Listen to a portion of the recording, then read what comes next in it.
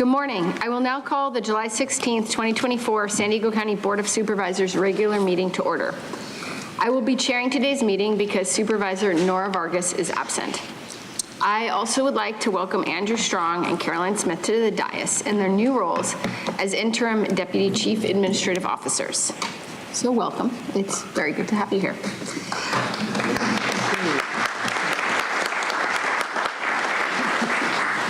So today's meeting is going to be run a bit differently in accordance with the board's rules of procedures.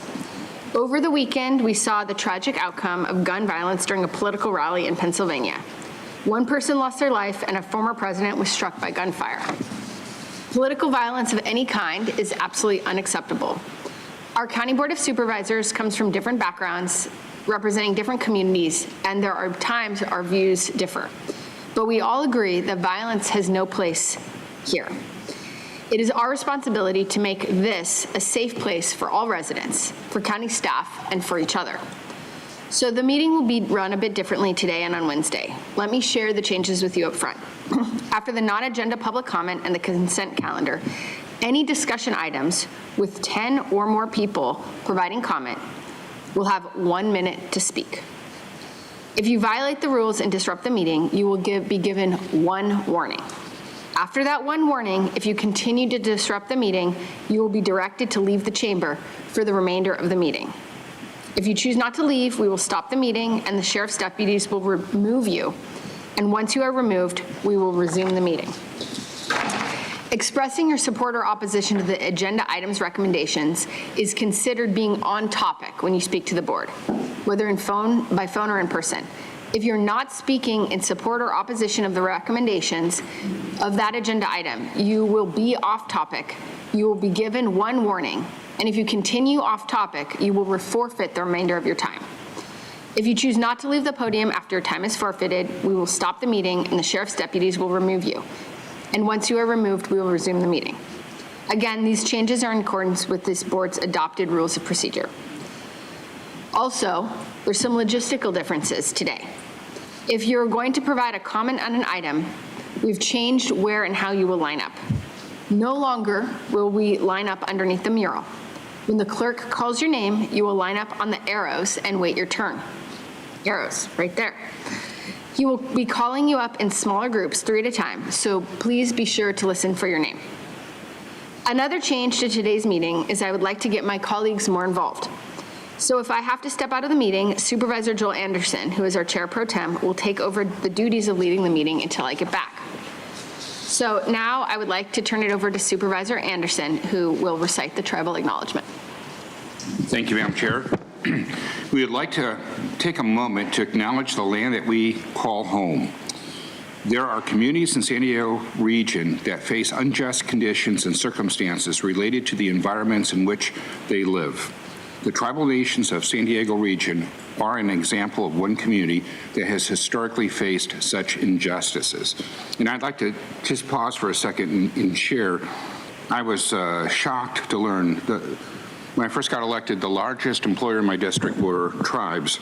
And so I did a little history, dig on them. And I was shocked to learn that in April 22nd, 1950, our first governor of California, Peter Burnett, stated that the war of extermination will continue to be waged between the races until the Indian race becomes extinct, must be expected. Later, it wasn't until 1937 that this state repealed all those rules and regulations where they were hunting down tribal people and killing them. So I think it's important for people to understand it was recent history that we changed here in California, and that's a good thing. We acknowledge the harmony that exists between the land, nature, and its original people, who have since endured displacement, persecution, and systematic oppression. We pay our respect to the unceded territories and homelands of the 18 tribal nations in our region, the most in any county in the United States. From 4 cultural groups, the Kumeyaay, Bueno, Luciano, Cupino, and Quihai, We aspire to learn from indigenous traditional knowledge and experience in undoing the justices of the past. Thank you. I will now turn it over to the clerk of the board to call the roll. Thank you, Vice Chair Lawson-Remer. Supervisor Anderson. Here. Supervisor Montgomery-Stepp. Here. Supervisor Desmond. Here. Vice Chair Lawson-Remer. Here. Okay, thank you very much. We will have Pastor Terry Brooks of the Bayview Church of San Diego to deliver today's invocation. Following the invocation, Ruby Leon will deliver the Pledge of Allegiance. Please stand for the invocation and the pledge.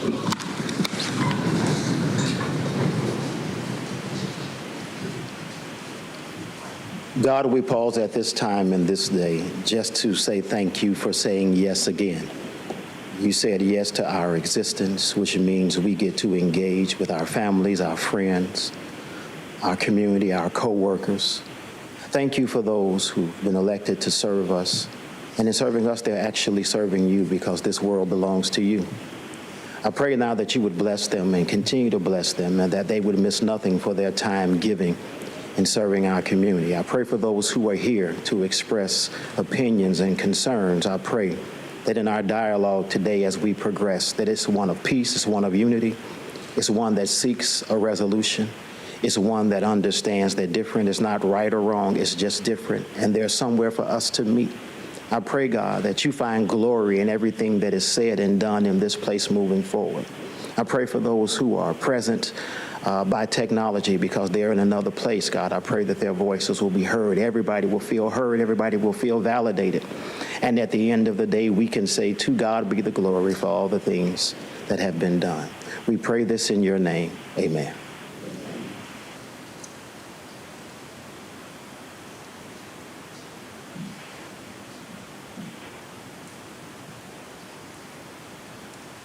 Please place your right hand over your heart. I pledge allegiance to the flag of the United States of America and to the republic for which it stands, one nation, under God, indivisible, with liberty and justice for all. Thank you. I will be presenting the first proclamation honoring pretrial probation and parole supervision week. Accepting the proclamation will be Chief Probation Officer Tamika Nelson.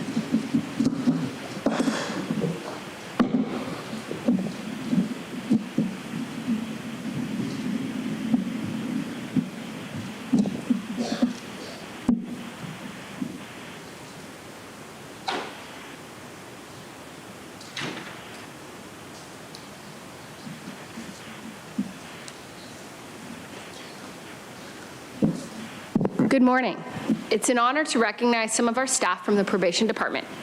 The San Diego County Probation Department is a highly skilled team of more than 1,000 San Diegans, representative of their community, and committed to serving their neighbors by protecting public safety and helping justice-involved individuals achieve positive behavioral change.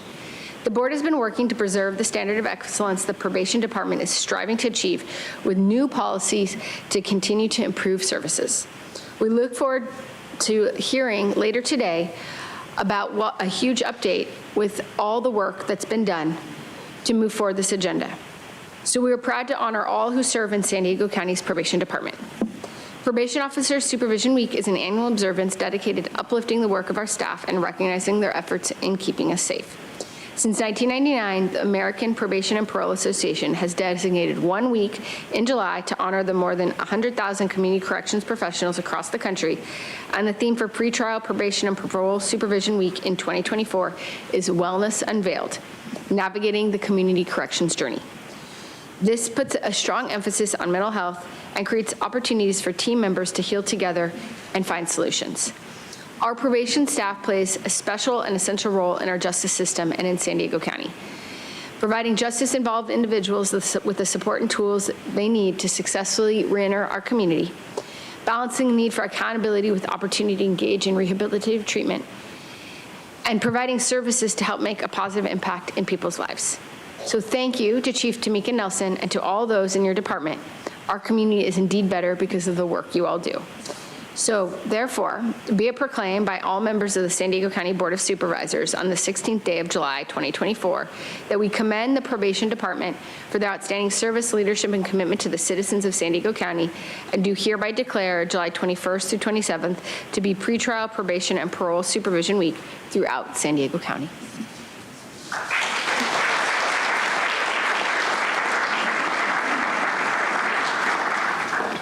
Thank you. San Diego County's probation team members supervise close to 10,000 youth and adults. We work to reduce crime and recidivism, help victims, and keep our neighborhoods safe. We provide our clients with the opportunity to make a positive change in their lives and safely rejoin our communities. This work includes engaging with clients to understand them and their circumstances. We meet with them, set goals with them, and connect them to services that address their needs so that they may successfully meet those goals and complete the terms of their probation. This work is often challenging and demanding, and we do it dutifully and in service to our communities. I want to take this moment to acknowledge that for every individual we serve, there are many, many more members of the probation team that do the hard work. Every day, probation professionals perform essential, vital, often life-changing duties. In order to be effective, they need the right tools to do their job, and that includes the tools they need to care for themselves. If we fail to support their needs, then we cannot expect our team to succeed for our clients and for our community. We must not fail to take care of our probation team members. This proclamation honors National Pretrial Probation and Parole Supervision Week, which will take place next week. The theme for 2024 is wellness. As a Chief Probation Officer, I am committed to fostering a culture of wellness within our team.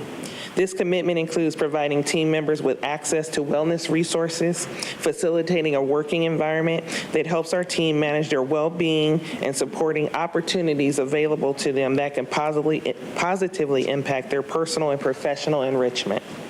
Thank you, Vice Chair Lawson-Remer and Board of Supervisors for this proclamation, and thank you for your support of our probation team. Thank you for being champions for addressing and enhancing their physical, emotional, and mental health. Thank you for joining us in promoting a culture of wellness within our organization.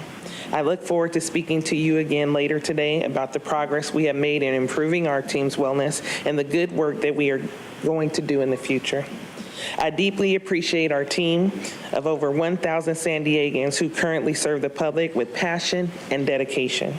I want to honor the work done by the thousands more who came before them, and I look forward to meeting those of you out there who want to come and join us in the future. Today, I recognize all of you for all of your contributions to community safety, and I offer you my unending praise for your devotion to our profession and to the people of San Diego County. Thank you.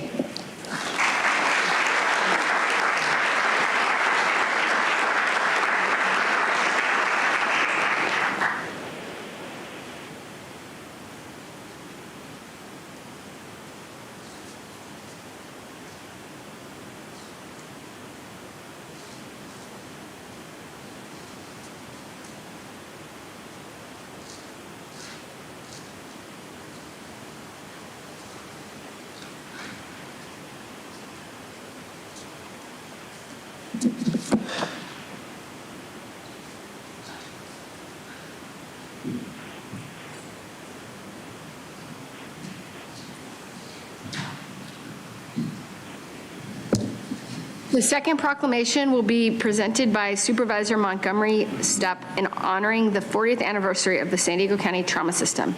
Accepting the proclamation will be Dr. Walter Biffle. Good morning, everyone. So today we also celebrate a remarkable milestone in our community's healthcare history. I'd like to welcome our guests and representatives from our esteemed trauma center hospitals and healthcare professionals up, if you are here and able to come up. 40 years ago, on August 1st, 1984, the San Diego County Trauma System was established to address the critical need for coordinated trauma care in our region.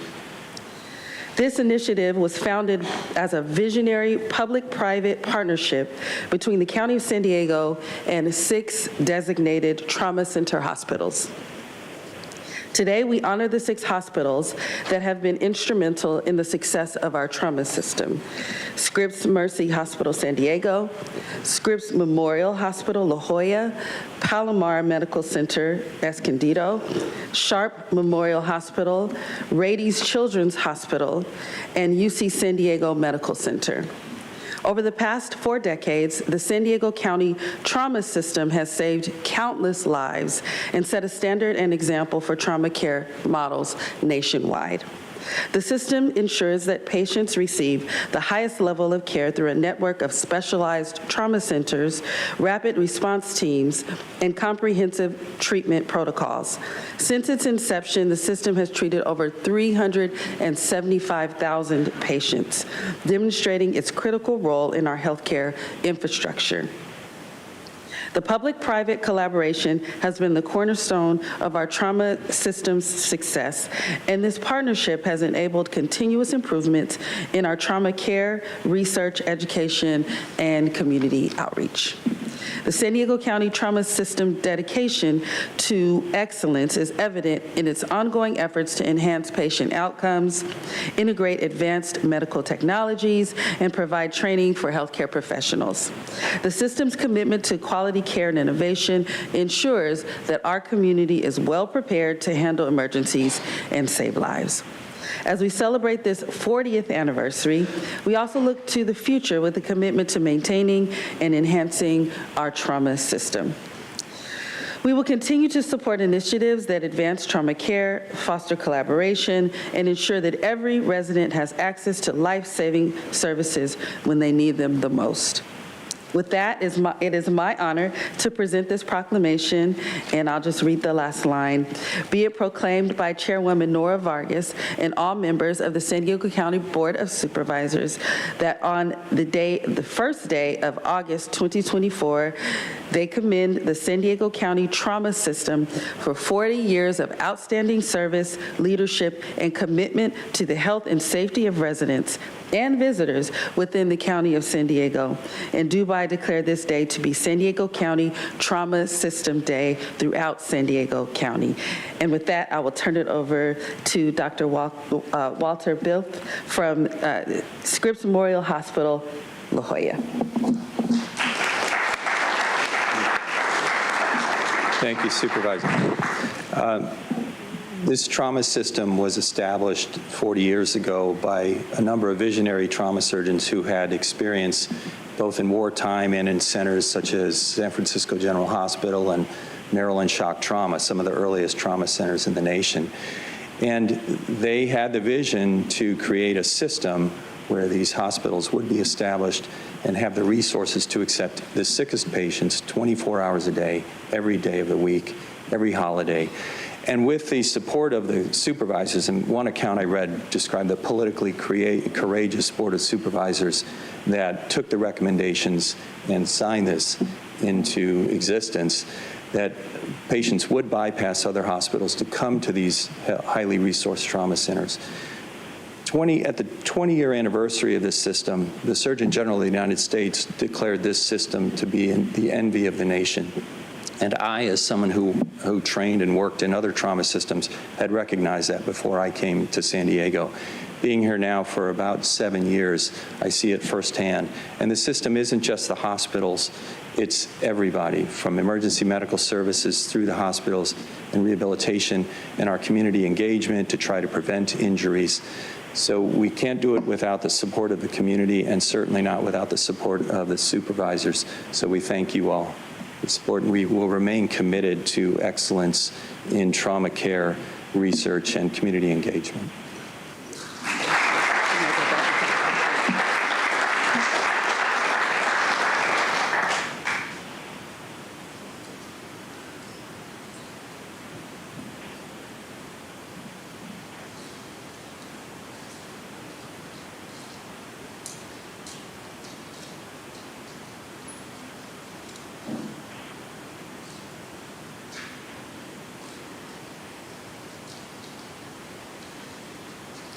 The third proclamation will also be presented by Supervisor Montgomery Stepp, honoring Uterine Fibroid Awareness Month. Accepting the proclamation will be Maria Macy Whitfield. Good morning again. So July marks Uterine Fibroid Awareness Month, and this is a crucial time to shine a spotlight on an issue that deeply affects many women, especially African American women and women of color. Uterine fibroids are non-cancerous growths that develop in the uterus, often during childbearing years. While they are common, their impact can be profound, affecting a woman's quality of life, fertility, and overall health. Unfortunately, African American women are disproportionately affected by uterine fibroids. We are more likely to develop them at a younger age, experience more severe symptoms, and face greater challenges in accessing effective treatment. This disparity is not just a medical issue, it is a matter of health equity and justice. We must address the systemic inequalities that contribute to these health disparities. This includes ensuring access to quality health care, providing education about symptoms and treatment options, and promoting research that focuses on the unique experiences and needs of African American women and women of color. Today, we honor the strength and resilience of women who live with fibroids. We also recognize the tireless work of advocates, especially the San Diego alumni chapter of Delta Sigma Theta Sorority Incorporated, healthcare providers, and researchers who strive to improve the lives of those affected. There are so many ways we can recommit ourselves to raising awareness, and this is just one of them. It's important that we begin the work by having conversations that break down barriers and advocate for policies that support women's health. This proclamation signifies our steps to use this month to educate ourselves and our communities. Let us support those suffering in silence and ensure they know that they are not alone. It is my hope that we work together to create a future where every woman, regardless of her background, has the knowledge, support, and care that she needs to thrive. Thank you so much to the San Diego Alumni Chapter of Delta Sigma Theta Sorority for all that you do in our communities. This is certainly not the only thing. But you do educate our communities about this very topic, and we want to honor you and thank you for that today. And with that, I'm honored to present you this proclamation, and I'll just read the last line. Be it proclaimed by Chairwoman Nora Vargas and all the members of the San Diego Board of Supervisors on this 16th day of July, that we commend the San Diego Alumni Chapter of Delta Sigma Theta Sorority Incorporated for their dedicated service and outstanding contributions to the County of San Diego, and do hereby declare this month to be Uterine Fibroid Awareness Month throughout San Diego County. And with that, I'd like to introduce my Spelman sister and friend, Maria Maxey Whitfield, to accept the proclamation.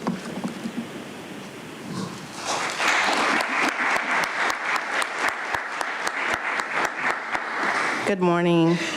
It is my honor and privilege to stand before you today as Second Vice President and Social Action Co-Chair of the San Diego Alumni Chapter of Delta Sigma Theta Sorority Incorporated. I bring you greetings on behalf of our chapter president, Carla Harris, who could not be with us today. Delta Sigma Theta was established on January 13, 1913 by 22 collegiate women at Howard University. We currently have more than 1,000 chapters globally, more than 350,000 members, and 97 chapters in our region. Our chapter was chartered on June 11, 1938 by 7 women, and I'm thrilled to announce that we have just started our 86th year of unyielding commitment and service to the San Diego community. As part of the sorority's 5-point programmatic thrust, our chapter has conducted several events to raise awareness about uterine fibroids since 2017. A small sampling includes various coffee clutches, which is simply just a conversation over coffee to raise awareness. We, in our desire to expand awareness of the condition beyond our service area, we lobbied for passage of a resolution for the state of California to recognize July 2018 as Uterine Fibroids Awareness Month. We've hosted free forums, we've had face-to-face events where we sponsor advocacy and encourage members to write letters to representatives and senators, and social media campaigns where we have given our personal testimonies about uterine fibroids awareness and our conditions and the things that we have faced. Lastly, at each and every opportunity that we have, the chapter adds an opportunity and component to share, again, information regarding uterine fibroids awareness with public-facing and community members. We realize that the work that we do is bigger than us, and we are thrilled that public awareness and education campaigns on uterine fibroids prevention, screening, and symptoms are held in July each year across the country by various organizations. Today, on behalf of the more than 100 members of my chapter, our community partners, our family and friends, and all of the women who have experienced and continue to experience and live with uterine fibroids, it is my privilege to simply thank the County Board of San Diego for its support, the County Board of Supervisors, excuse me, for its support, and specifically my friend and Spellman sister for her untiring support of what we do as a community. Thank you for partnering with us as we continue to do this good work. Thank you.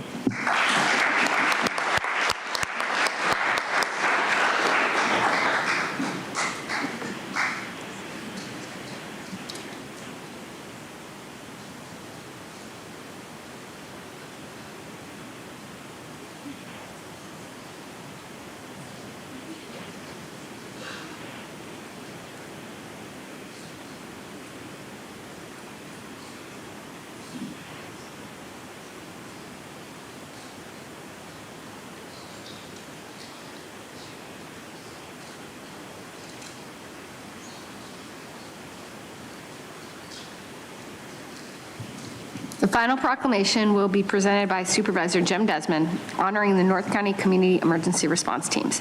Accepting the proclamation will be Charlotte Seaborn.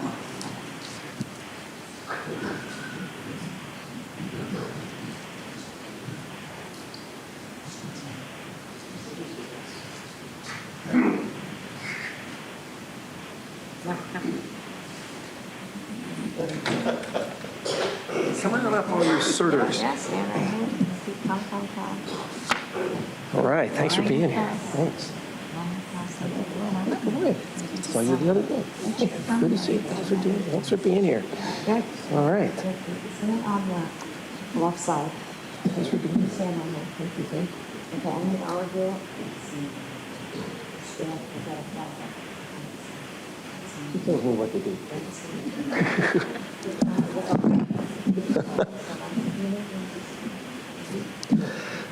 Well, good morning. It is my honor to welcome and recognize the North County Community Emergency Response Teams, also known as CERT. The CERT teams joining us here today represent most of North County. Borrego Springs we have here today, Deer Springs, Escondido, Oceanside, Palomar Mountain, San Marcos, Valley Center, and Vista, all represented here today. I hope nothing goes wrong while you're all down here up in North County. Got to get back to your posts. Anyway, so I want to thank you all for your outstanding service and taking the time to travel all the way down here to the county administrative office here. CERT actually aims to educate local communities about disaster preparedness for hazards that might impact their area, teaches them basic disaster response skills such as fire safety, search and rescue, team organization, and disaster medical operations. These are the first people you're going to see if there's a disaster or a catastrophe in your neighborhood, an earthquake, a fire, something like that. These are the first people. It may take several days for government to come and help you, but having these community members that are trained in trying to help people through crises that may take a while for the professionals to get there. So CERT members can assist others in their neighborhood, their workplace, following an event when other responders are not, government responders are not immediately available to help, especially in the backcountry areas in our districts where timing is very critical. So the North County CERT organizations, they've continued to develop a network of partnerships to enhance quality of life life and build safer environments, including identifying vulnerable members and those in need in the community.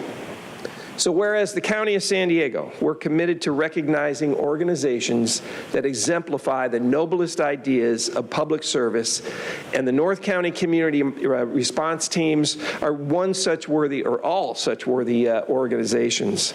So be it proclaimed by myself and all the members of the San Diego County Board of Supervisors that on this 16th day of June 2024 that we commend North County Community Emergency Response Teams for their specialized training, support, dedication, and the time they are taking out of their days to serve our local community members. And all the citizens of San Diego County hereby declare the North County Community Emergency Response Team Day throughout San Diego County. So thank you very much for being here. Thank you for all that you do, for all your time and effort and training. Thank you so much. We appreciate it. So you got Charlotte? Where's Charlotte? Charlotte, you're going to come up here and talk? Thank you very much. Thank you.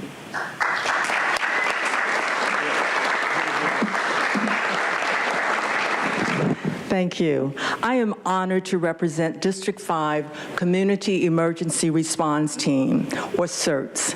Many of our CERT leaders and members are unavailable today as they're traveling to or preparing for our National CERT Conference in Washington, D.C.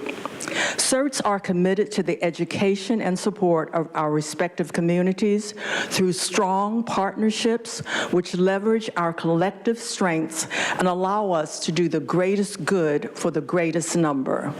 When not responding to disasters, the activities of each CERT is as unique as its local community.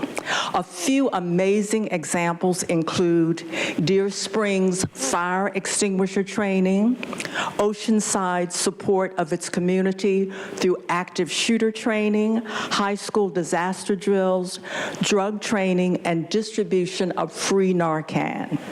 San Marcos CERT's North Zone shelter worker training and community outreach such as Listos.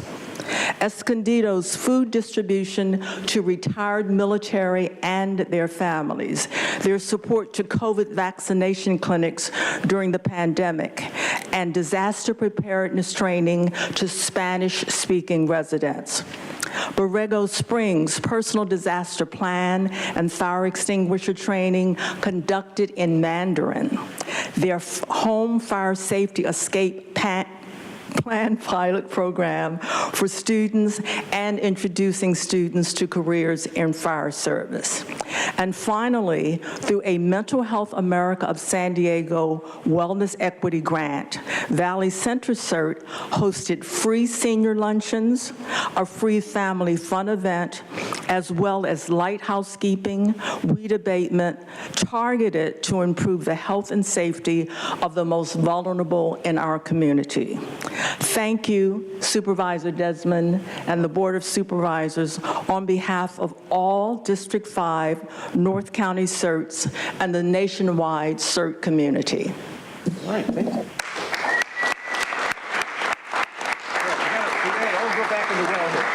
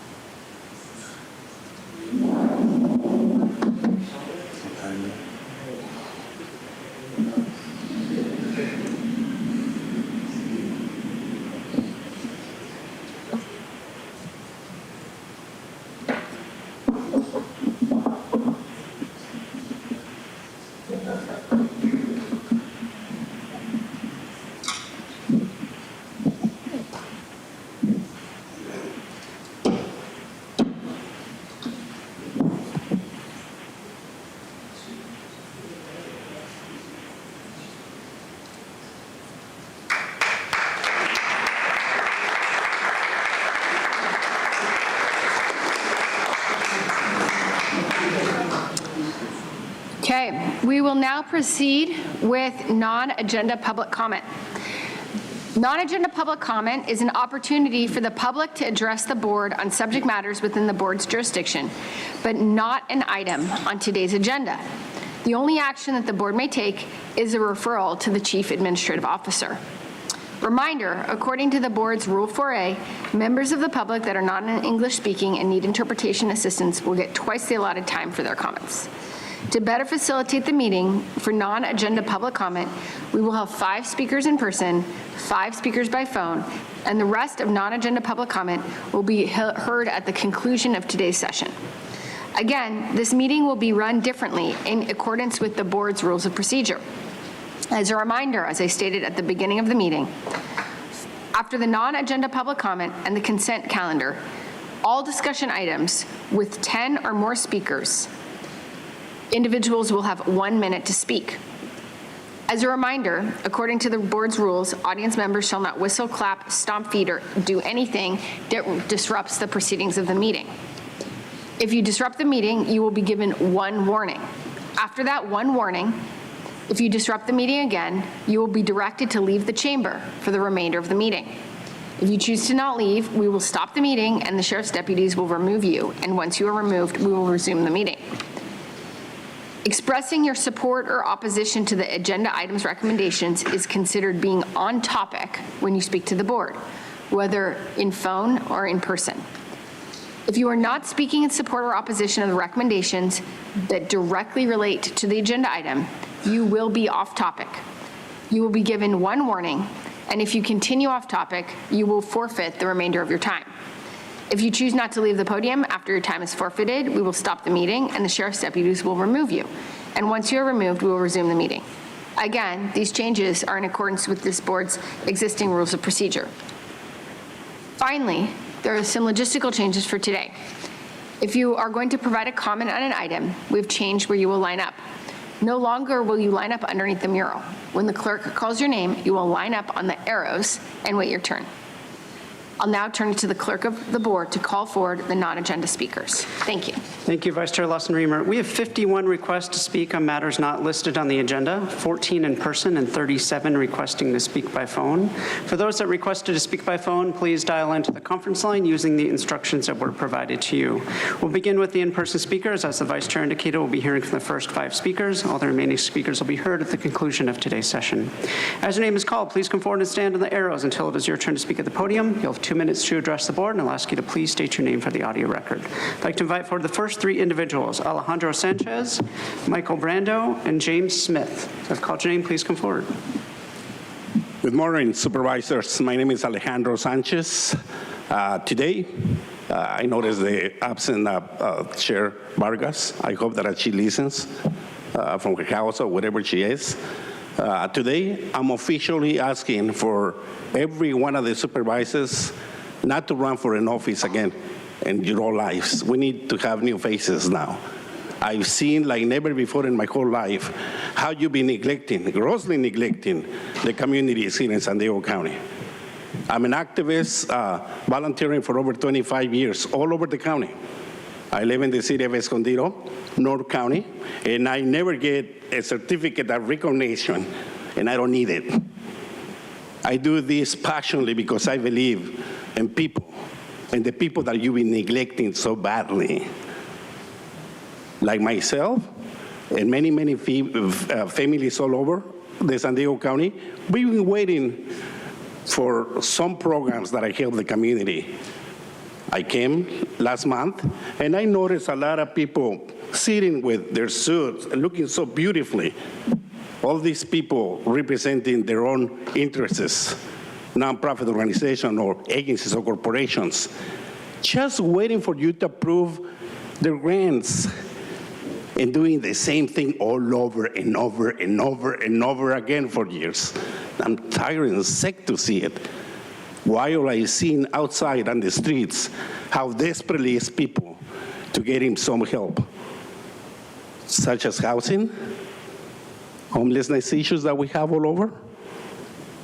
But you need to get out. And please, if you're not going to resign, I'm not asking you to resign right now, but do not run for office again, please. Thank you. Thank you. Next speaker, please.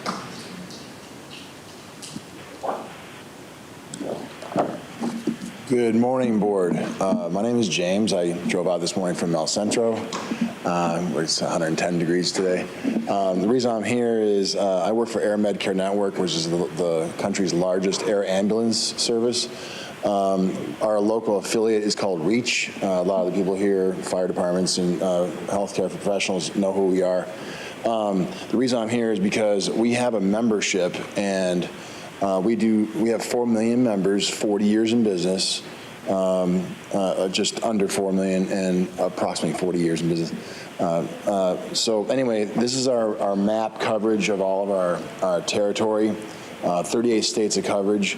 The reason why I'm here is because I was hoping that the county would possibly consider offering our membership to all the employees. And then instead of $99 a year, which covers the whole household, including roommates, it'd only be $50 a year. And that's it. It would help keep our bases open. It also help to save lives in general, just to keep our bases open. We have a base in Oceanside and also in Alpine.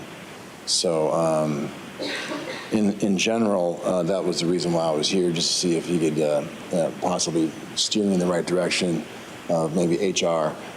We have an online portal. It's very simple to sign up. It doesn't cost the county anything. It's just a simple $50. And we also have something they call Fly Home National and Fly Home International. It's extra, but it's still very affordable. And so we're the biggest in the world right now, 40 years in business almost. So that's pretty much the reason I'm here. Okay. Thank you, sir. As the next speaker is coming forward, I'd like to invite the remaining speakers in person, Mark and Oliver Twist. Please come forward and stand on the arrows. Michael, there are all kinds of violence, emotional violence, the abuse of language, linguistic violence, and psychological manipulation. Tara, you are one of the most egregious offenders of all of these. You are involved in systemic lying, systemic sociopathy, systemic narcissism, systemic psychopathy, systemic deception. The etymology of the word deception has to do with the word to steal, to take away. And that's exactly what you've been doing. Your presence on this trash TV station was abominable. The lies you told over and over and over again. You are a direct threat to the people on the soil in this local area. One of my dear friends, Kara, is listed as being an example of a direct threat. I've seen every one of her speeches here. Not once has she threatened anyone. This is just like what I've talked about regarding systemic narcissism, where it's Darvo, where everything's reversed, where you actually accuse others exactly of what you are doing. Nora Vargas doesn't hold a candle to the evil that you represent. And I'm including this woman here too, this Claire Traeger. I've talked to dear friends who are Jewish, and you using the thing about being Jewish is the same thing as everyone always talking about, I'm black or I'm LGBTQ, whatever. This is divide and conquer. I see you smirking up there. I've already asked that you be hauled out of here by Bonanno because you're breaking all laws regarding free speech. Stop. Next speaker, please.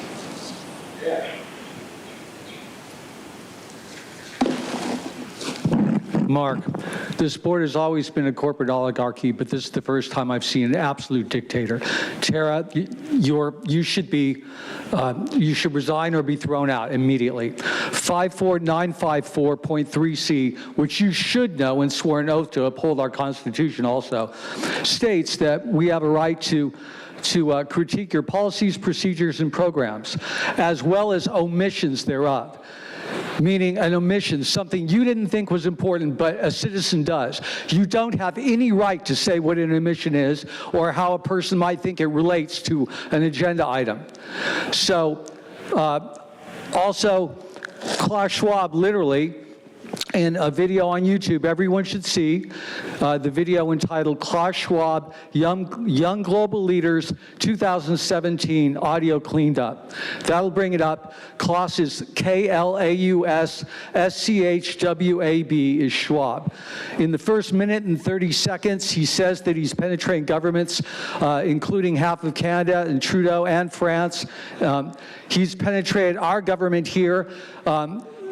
Both Gavin Newsom and Nora Vargas are young global leaders, and that is by definition treason. I do not want anyone executed or harmed. However, they should not be on the board, they should not be on government, and it is a very serious crime. And you've been promoting UN agendas here, and you never do anything to support your constitutional oath, which I don't know, it relates directly to every agenda item. And the only time we'd ever be allowed to mention it from now on is non-agenda. And you get 5 speakers at the beginning. People work all week and come here and have to wait all day because they're not one of the first 5 non-agenda speakers. It doesn't change your time here at all, or your $200,000 a year. This is egregious. And Thank you. Time is up. Next speaker, please.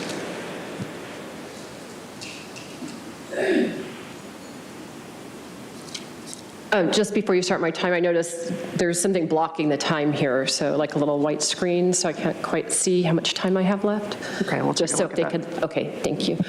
If you could kind of give me a 1-minute warning or something. Okay, I'm starting now. Hi, Oliver Twist here. This is for tomorrow's item number 8, the land use meeting for the best battery storage. I'm unable to attend tomorrow's meeting. First of all, thank you, Supervisor Desmond, for bringing this item forward. I appreciate that. I do have grave concerns about the backcountry being in high fire severity zone and these projects coming into our neighborhood. I live in Alpine. There's one being proposed here. They put that in the middle of town, which would split our emergency services, fire on one side and the sheriffs would be on another, unable to get to each other. They're also right by a senior care mobile home area, a very inappropriate location, and we are opposing that. My other concern is personally my homeowner's insurance has more than doubled. Many of my neighbors have been canceled, and so this is bringing a risk into our community. This is a for-profit company coming in and profiting on the backs of community members. They may take the risk, or they make the money. We take the risk. Now they've added a new project. When I checked their map, this is at Los Coches, and I've communicated with them now 3 times trying to find out where this project is, and they have yet to get back to me. Very unresponsive. So I am concerned about that and trying to raise awareness in Lakeside.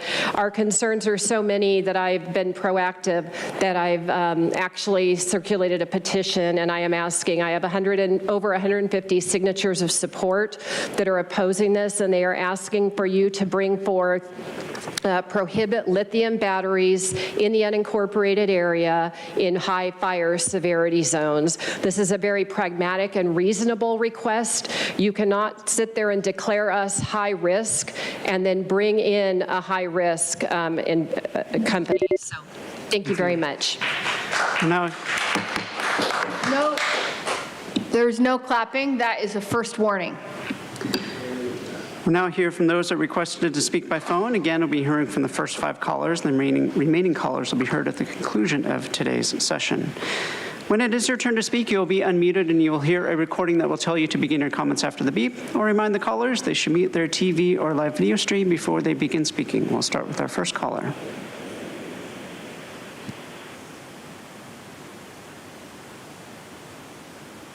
Amen and ditto to Senor Alejandro Sanchez. Keep coming back, brother. Keep coming back. And you can see why, in fact, they have to use the media like KPBS to try and silence the people. How desperate, how hypocritical of them, of Tara especially.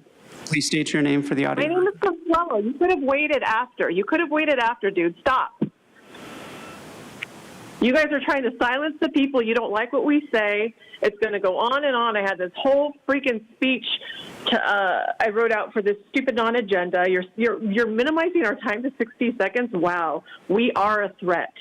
We are a threat, and it's so sad. The takeaway: media, journalists, politicians do it all for self-gain, the status quo. They don't care about the people. They only want to keep their jobs because they need their paychecks. That's why nothing ever gets done, accomplished in government. That is why all of our hard-earned tax dollars continue being redirected to what doesn't really benefit the people. It only ever benefits keeping us enslaved, if you've noticed. Nothing will ever change. We continue to allow this corrupt government, and we could believe in the lies of the freaking media. Reminder, anything built on pretense or inauthenticity is going to collapse, Tara. What's the best way to control people? Divide them into different ideological groups, and they'll soon start fighting against each other. This way, they will forget who their true enemy is: government and the media. See you in a bit. Thank you. Now hear from the next caller.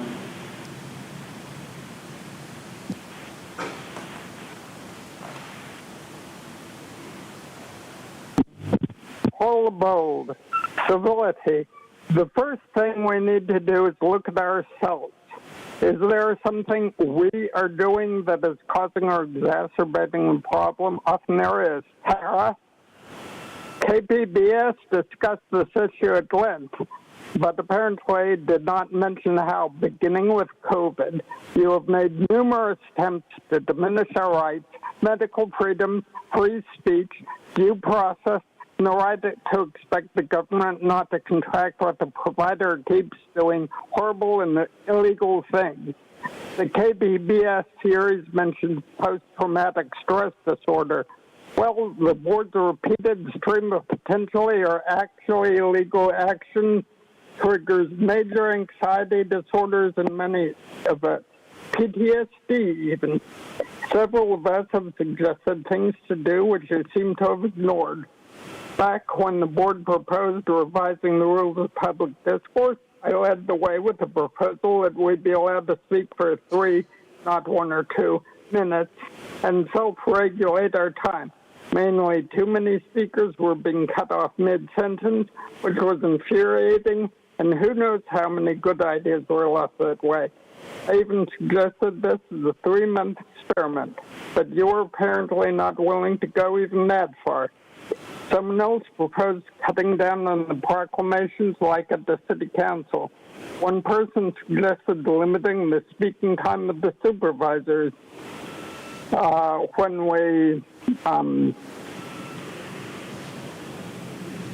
our time is spent, is cut down. Many of us do not know how to respond. Some of us turn to attention-grabbing vulgarism. In fact, when I mentioned a few of them were... Thank you. We'll now hear from the next caller.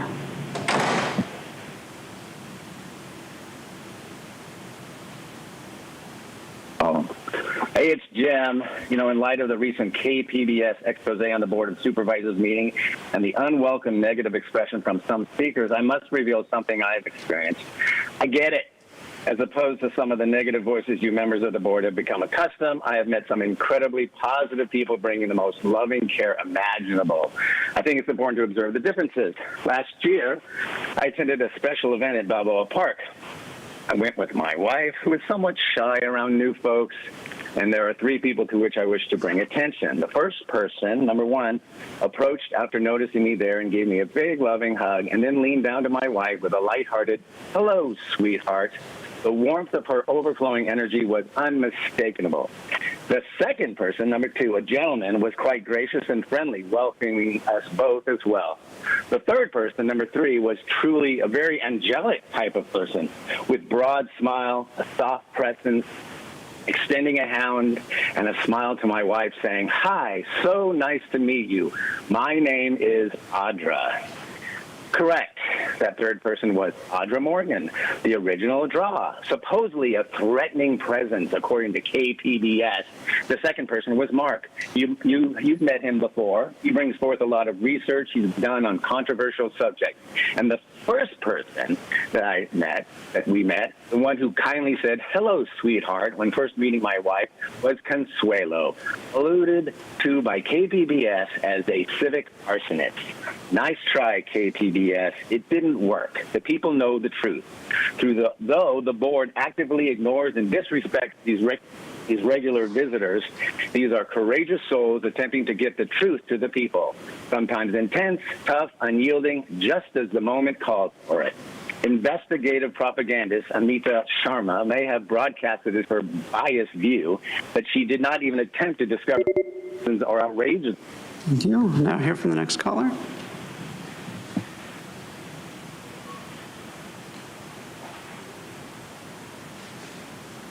Hi, I'm Annie Abram, and I will be speaking in regards to the artesian horses. Go ahead. Thank you. Yes, good morning, supervisors. Thank you for having this meeting. I'm just wondering, why does District Attorney Summer Stevens, she allows for animal cruelty in the county after she has launched animal cruelty prosecution unit, when she doesn't even care to prosecute animal cruelty that's going on, that's been going on for a while with the artesian horses, with the neglect cases and the deaths that can be avoided. How is this happening? How is this being allowed? I'm not too sure, but somebody, needs to rise up, just like the supervisor, Desmond, who has, risen to the occasion, and he spoke up. So thank you, Supervisor Desmond, for speaking up against the equine neglect and animal cruelty. But we demand that the presentations and transparency to the public as to why public safety group refuses to remove the artesian horses who are currently being neglected. And this is up openly in public. Why is the public safety group is not submitting a case on this district attorney? Because this district attorney's office is not really dealing with the deaths of these animals or the animal emaciated, nor the neglect that is ongoing, which is a heart-wrenching situation. How can this be, going on and no action be taken? These animals are just like one who died. Thank you. Now hear from the final caller this morning.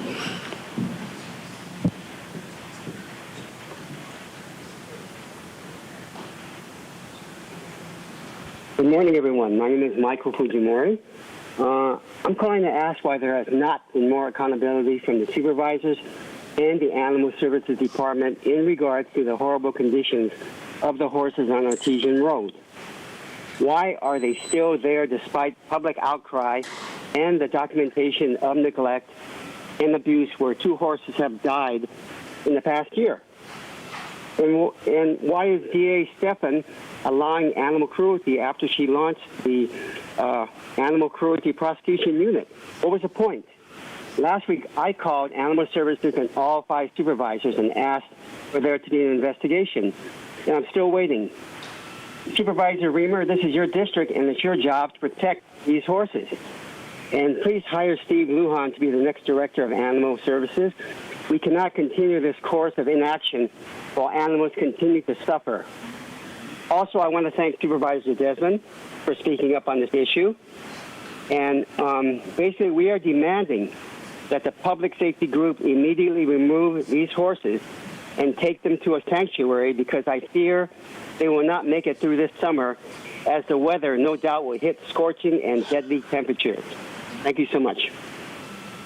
Thank you. Vice Chair Lawson-Remer, that concludes the request for non-agenda public communication this morning. Again, all the remaining speakers will be heard at the conclusion of today's session.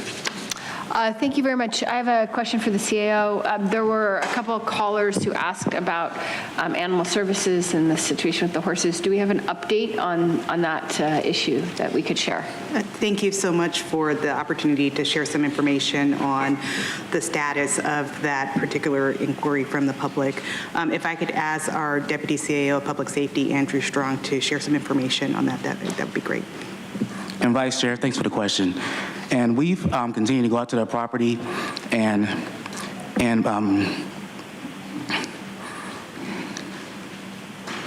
we've gone out there twice in the past month, and the horses were found to be living conditions to be sustainable and in good condition. And we continue to go out to the property to ensure the safety of those animals and horses. But we have not found anything that would cause us to remove those horses from the property. And thank you. And just to clarify, we've been twice this past month for an inspection? Okay, thank you. Yeah, thank you.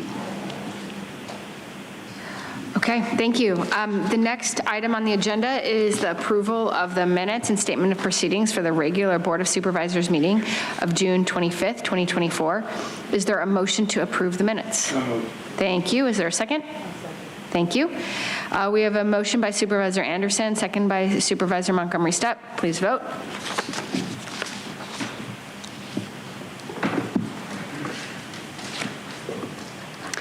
Vice Chair Lawson-Remer, that motion passes unanimously with all supervisors who are present voting aye. Thank you. We will now proceed with the formation of the consent calendar, items 1 through 13. Members of the public will be able to comment on the consent calendar after the supervisors pull any items they would like for discussion. Would any of my colleagues like to pull any items for discussion? Supervisor Anderson? Supervisor Montgomery Stepp? No need to pull anything. I do have a couple of comments on items number, I believe, 8 and also 12. Would you prefer that I make those comments now or after public comment? Now, please. Okay. So I want to thank staff for bringing forward the item around the pillars of the community funding. This area of the Central Region under HHSA has been studied for a long time regarding the challenges of chronic heart disease. So I'm glad to see pillars of the community leverage their part in the collective impact of changing the political landscape of the food system, which also addresses those health risks. So thank you for putting that on the agenda. And I know there are other organizations in close proximity, New Project Village, and I Am Our Brother's Keeper that are doing some of that same work. For item number 12, we do believe that every board, commission, and committee is very important. My office has been working diligently on filling our boards, commissions, and committee vacancies. Excited to nominate the 6 individuals that are listed here for their perspective and expertise that they will bring to each board, commissioner, committee, provided this gets support today. Cherie Jones, who has been nominated to the Assessment Appeals Board, is heavily immersed in the community, and she will bring her knowledge and expertise to this board. You also have Jason Sharp, Samantha Jenkins, Quentin Austin, who is actually the owner of Louisiana Purchase, that will be serving on Environmental Health and Quality Advisory Board, and Michael Donovan and Mary McKenzie. I want to thank them all for their service, and I look forward to seeing what they will bring to these various individual boards they've been appointed to and hopefully will be approved today. Thank you very much. I will also move the consent agenda if you need that. Okay, thank you. Supervisor Desmond? I'll second the motion, and I do have a comment on item number 2. This is addressing fire inequities in the underserved communities of San Diego County. So I definitely want to thank County Fire for their work with me on this item. The county has done a great job over many years with fire consolidation, but this is a good time, I think, to step back and look at where there might be gaps and needs across the region, particularly with fire season right around the corner. I've heard from our fire districts, along with many residents, about the gaps and needs of fire service resources across the county. And today I'm asking the county to conduct a study. to locate those potential gaps and review the levels of service of fire districts across the county to ensure that our fire districts and service areas have been properly manned with the highest level of service for the unincorporated areas. The board letter also mentions a few underserved areas such as Valley Center, Palma Valley, East Otay Mesa, and Hamul. Study would look at areas of the county where we can improve fire protection and come back with recommendations in 90 days to see how we can improve our fire service capabilities. In addition, I'd also like to ask that we explore the increasing Deer Springs and Valley Center fire districts tax allocations from roughly 2% to 6% to match the San Diego Fire Protection District taxable dollars. Currently, these fire districts are underfunded due to having the lowest tax allocations. It goes all the way back to Prop 13, but this is really about firefighting and public safety. But I think we have to put our thumb on the scale for this. Increasing their tax allocation would ensure the best levels of service and protection for our residents. Every piece of strength helps and serves our entire region. I want to thank County Fire again for all of our fire districts for bringing this to my attention and for working with me to bring this board letter here today. So with that, I'd like to ask my colleagues' support, and I already seconded, so I won't do it again. Okay, Thank you. Thank you. I just have a quick comment on item 2. Appreciate my colleague bringing this forward. It's obviously a huge priority to make sure that our fire service is adequately funded. I think it would be helpful with that report back if we looked at also revenue options and sort of diversity of revenue options so that we don't end up with a recommendation that we have no ability to fund. So would that be feasible? Thank you. Yes, that would be, we can do that. Okay, thank you very much. With that, I'd like to turn to public comment. As a reminder for members of the public, please keep your comments directly related to those items on the consent calendar. In order to ensure that we know which item you're speaking to, please identify the item you're speaking to when you come up to the podium. I now turn it to the clerk of the board to call forward the speakers. Thank you, Vice Chair Lawson-Remer. We have 20 requests to speak on items on the consent calendar, 11 in person and 9 requesting to speak by phone. Any individuals that requested to speak on the consent calendar by phone, please dial into the conference line using the instructions that were provided to you. We'll begin with the in-person speakers. As your name is called, please come forward and stand under the arrows until it is your turn to speak at the podium. I'll be calling you in groups of 3, so I'll ask you to please listen for your name. And you'll have 2 minutes to address the board, and I'll ask you to state your name for the audio record. I'd like to invite forward the first 3 speakers, Steve Hutchison, Michael O'Connor, and Phil Bell.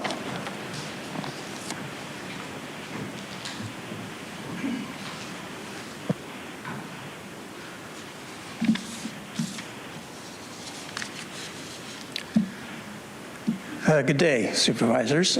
My name is Steve Hutchison. I'm a member of the Valley Center Planning Group and the Valley Center Fire Protection District. I'm here today in support of Supervisor Desmond's proposal to study funding support for several rural fire protection districts, and specifically Valley Center Fire Protection District. As you know, these districts lack the level of property tax support afforded to other similar districts that were founded prior to Proposition 13. Back in the 1970s. While managing to survive despite minimal property tax support, with the rising cost of nearly everything lately, the job of protecting our communities from calamities such as wildfires or medical emergencies has become considerably more difficult. I believe the proposed study will clearly demonstrate the need for a more equitable distribution of the property taxes our rural communities pay and have long been paying. Such a reallocation would enable the addition of new fire stations along with staff to operate them that will reduce response times and bolster our district's ability to meet the increasing challenges of growth in rural areas. And since our fire district provides first responder medical care to our community, having quicker response to emergencies will save lives. I suspect no one will deny that our environment is undergoing changes that make catastrophic wildfire more likely and more lethal. Having more adequate resources available in rural districts can only have a positive impact on early detection and containment. We have seen the cost impacts of major wildfires in our county, but we need to remember the old adage, an ounce of prevention is worth more than a pound of cure.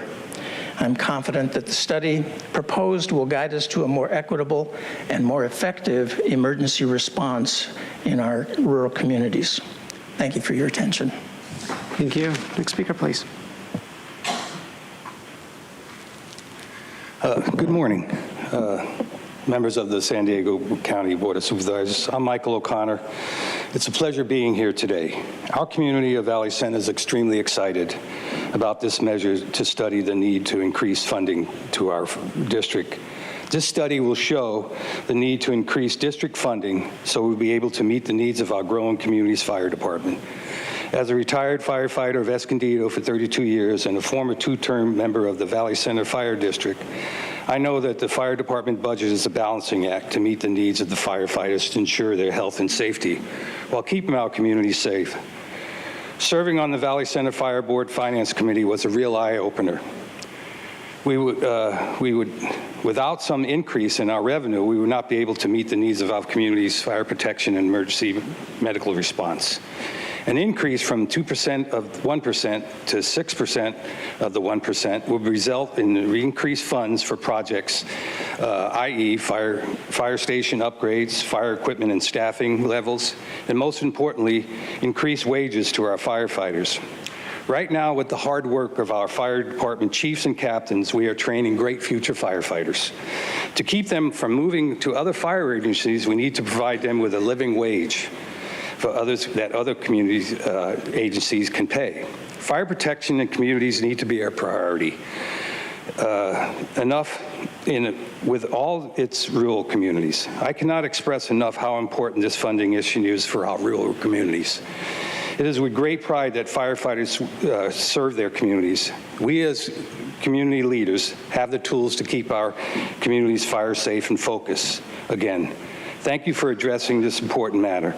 And especially thank you, Mr. Desmond, for bringing this to the attention of the other supervisors. It's been a long road to get this before you, and I hope the consideration and the study. Thank you. Time is up. Thank you. Thank you so much again. I'd like to invite forward 3 additional speakers. Dory Rattray, Dolores Chavez Harms, and Brett Seeley. If you've called your name, please come forward and stand on the arrows. Thank you.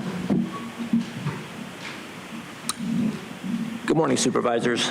My name is Phil Bell. I'm currently the president of the Valley Center Fire Protection District Board of Directors. I really want to say thank you so much to Supervisor Desmond to bring this study request to the forefront. It's something we've needed for a very long time. Currently, Valley Center provides protection to approximately 85 square miles, and in its inception in 1982, 8,000 residents enjoyed the community of Valley Center. Today, we serve approximately 30,000 residents. You can imagine with an increase of that number and the lack of increase of additional funding, how that puts us behind the 8 ball. Right now, 25% of the time, all of the firefighting units in Valley Center are occupied and can no longer respond to any additional emergency that comes in. That means we are dependent upon our surrounding agencies to provide fire protection for the next call that comes in, which frequently does. So this particular study, I think, will clearly illustrate the need of the increasing of tax apportionment, as is suggested by Supervisor Desmond, and will ultimately help to lead to increased funding for our agency to be able to provide for the next 30,000 residents that ultimately will come to enjoy the community of Valley Center. Thank you so much for your time. Thank you.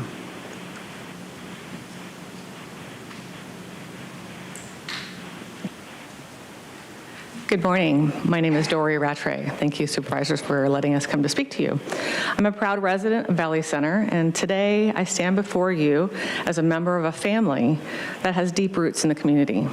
We own over 200 acres of land and operate 5 businesses, contributing to significantly to the local economy.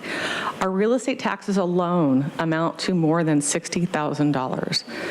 Given our substantial investment in this community, I would like to address a critical issue that affects us, the allocation of our tax dollars. Specifically, I believe we need to prioritize and increasing the portion of our taxes that goes towards emergency services and specifically supporting the Valley Center Fire Protection District. As our community grows, so does the demands of our emergency services, from fire and medical emergencies to law enforcement services. These are the backbone of our safety and well-being. However, the current funding levels are simply, they're just not enough and to meet the increasing demand and the growth of our community. Investing more in emergency services is not just about responding to the incidents, it's about preparedness, it's about prevention, especially in light of being referenced in a very high fire hazard severity zone, which we all know we are. Enhanced funding will ensure that our emergency responders have the resources they need to keep us safe, whether it's through better equipment, more personnel, or improved training. Our family, with its significant tax contribution, firmly believes that a safer community benefits everyone. By reallocating a greater portion of our taxes towards emergency services, we can ensure that Valley Center remains secure and a thriving place to live and do business. In conclusion, I urge you, as Board of Supervisor representatives and leaders in our community, to consider this crucial investment in our future. Thank you. Next speaker, please.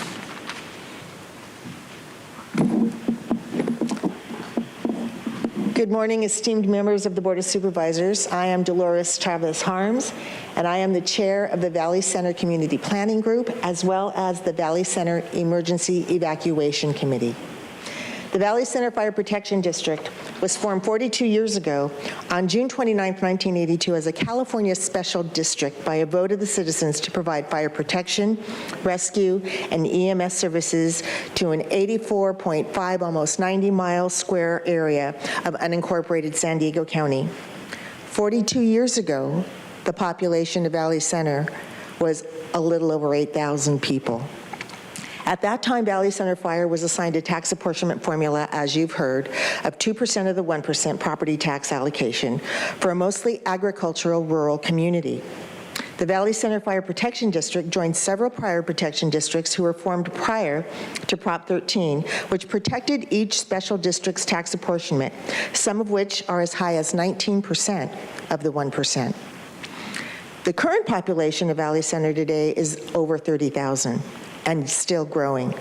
Yet we still receive the same amount of tax revenue when our population was barely over 8,000. The Valley Center Community Planning Group supports the Valley Center Fire Protection District in its request to the Board of Supervisors to adjust the antiquated tax apportionment formula from 2% of the 1% to 6% of the 1% to be in alignment with the majority of the fire protection districts who enjoy a much higher tax apportionment formula to serve San Diego County.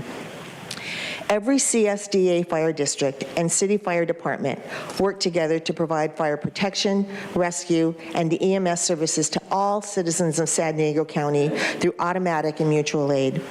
The Valley Center Fire Protection District is no different, and as an ISO Class 2 fire agency and advanced life support EMS provider, we'd like to thank you. Thank you. And I apologize, Vice Chair, for the clapping. I thought that meant just while people were speaking, so I understand. Thank you so much.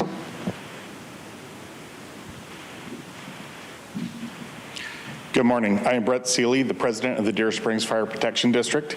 We were established in 1981, post Prop 13, and at that time, the county tax allocation allowed us to support one fire station staffed completely with volunteers with basic emergency medical services.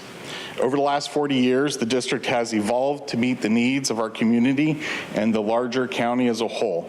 We currently have 3 fire stations with 100% professional staff and full paramedic coverage throughout the district.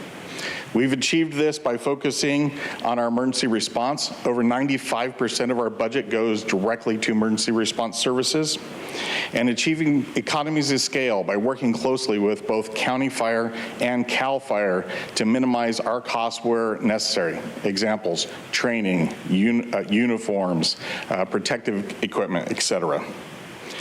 And also, our constituency understands the fire risk and the emergency services risk, and they have worked and added additional special fire taxes to themselves to help us achieve this higher level of performance.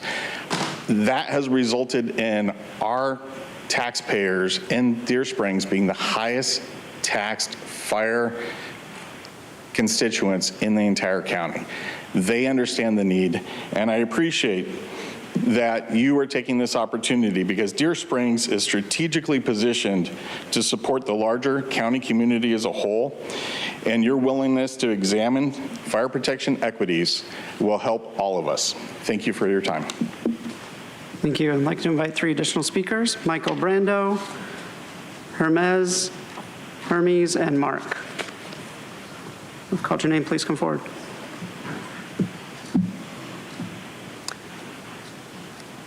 Mark, I called your name. I see you right at the podium.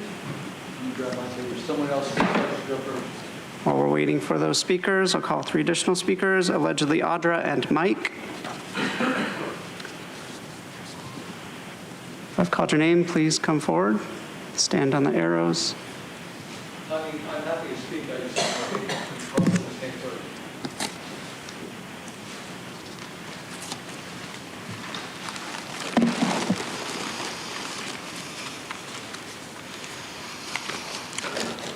Mark, consent. Number 2, fires. The Smithsonian Magazine article stated that, I believe, if I recall, 85% of fires are caused by humans. You guys have done a huge omission that you haven't recognized that since wood doesn't combust until 660 degrees, the fires are being caused by people. So it's a huge omission that you're not really searching for the people causing the fires. And if you were in a court of law, they'd look for motive. That's one of the 3 things. And without any doubt whatsoever, the greatest motive would be for the World Economic Forum, which is working with the UN, who wants people out of the rural areas. That's just a stated fact on their part. So I think you're ignoring that. Equity impact statement 7.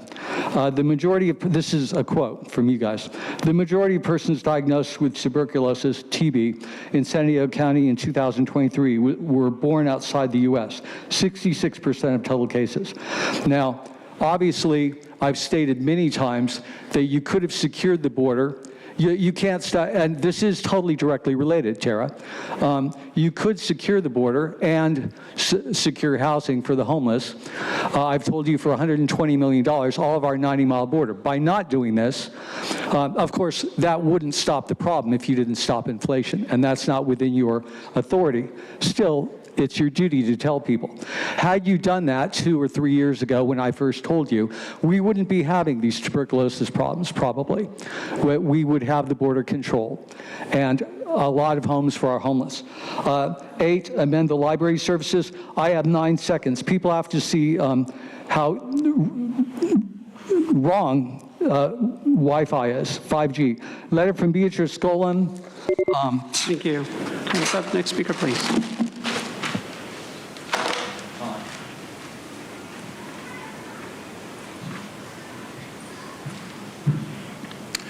Hermes here. Well, KPBS is an example of why you should not be doing what you're doing. It has to do with the... Please stop your time. What item are you speaking to? Oh. Please just list it. All of the 1 through 13. Do you understand that every single... Okay, please speak. I disagree with because of because of the DIE program. You know, kill each other program? Specific recommendations in any of the items. You're talking during my time. Could you shut the fuck up, please? The time has been paused. Could you shut up? No, it isn't. I'm seeing it run right now. Is the time paused? No, it isn't. Yep. 132, 131, 130, 129, 128, 127, 126, 127. Reset my time. You want to go ahead and interrupt me, tell me to get me off topic, yet you want me to stay on topic. Yet you want me to stay on topic, you stop me from talking. Reset my time. Justin, I paused your time while she You was did not asking your pause question. my time. You Yes, I continue did. going. You're showing 1 minute. She paused asked right you now. to pause my time. You refused to do it. Okay, please speak to the items. If you do not reset speak my to time. We paused your time while you were No, on. it says Okay. 1 minute. You're only Okay. giving me 1 minute to talk about this. Okay, please speak to the item. If you do not speak to the item now, you will forfeit your time. Reset my time. We're having this conversation Okay, because you wanted to interrupt me for no friggin' reason. Then let's shut down this meeting. If you want. Next speaker, please. Next speaker, please. Your time is forfeited. Okay, this meeting will go into recess. Thank you.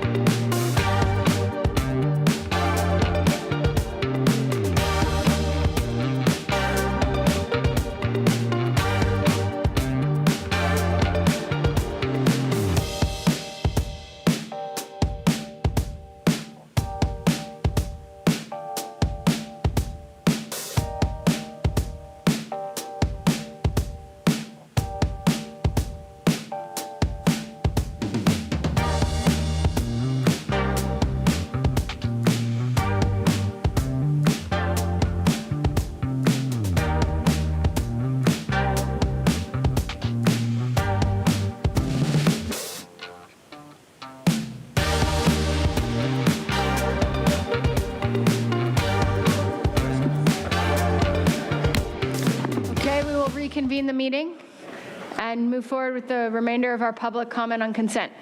Thank you, Vice Chair Lawson-Remer. I'd like to recall the following individuals in person: Michael Brando, allegedly Audra, and Mike. If I've called your name, please come forward. You'll have 2 minutes to address the board.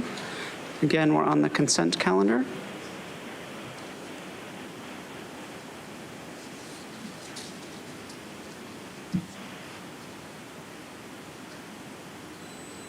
Please come forward. If I've called your name, please come forward.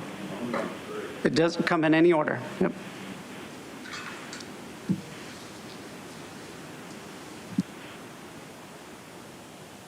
When you come up to the podium, please state your name and the item you will be speaking to.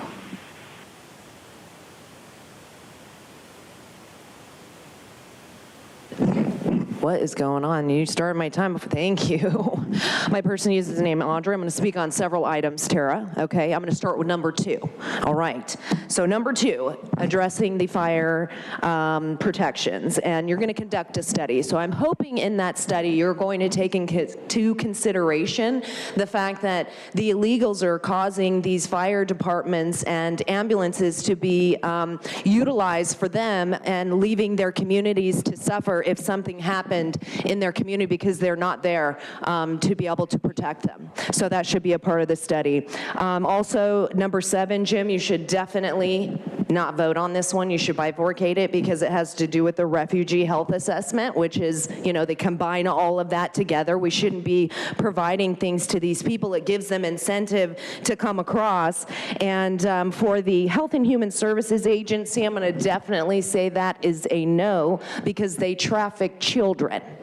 They are one of the largest human trafficking organizations, not only through foster care and CPS, but also the unaccompanied minors that come across the border. They disappear. Hundreds of thousands of them have come across and have been trafficked. So cool, right? I mean, I guess it's a business, so whatever makes people money, and it's totally nefarious. And that's something that, people should really be concerned about because they deal with children across the board. And that's a question as to where did the thousands of children go that were in the convention center that were unaccompanied, and then instantly they found their sponsors and their families in a month. You can't even do that with one child. And you're telling me it was with several thousand children? We should be standing up for these children and figuring out where they went instead of brushing it under the rug like it's no big deal. Next speaker, please.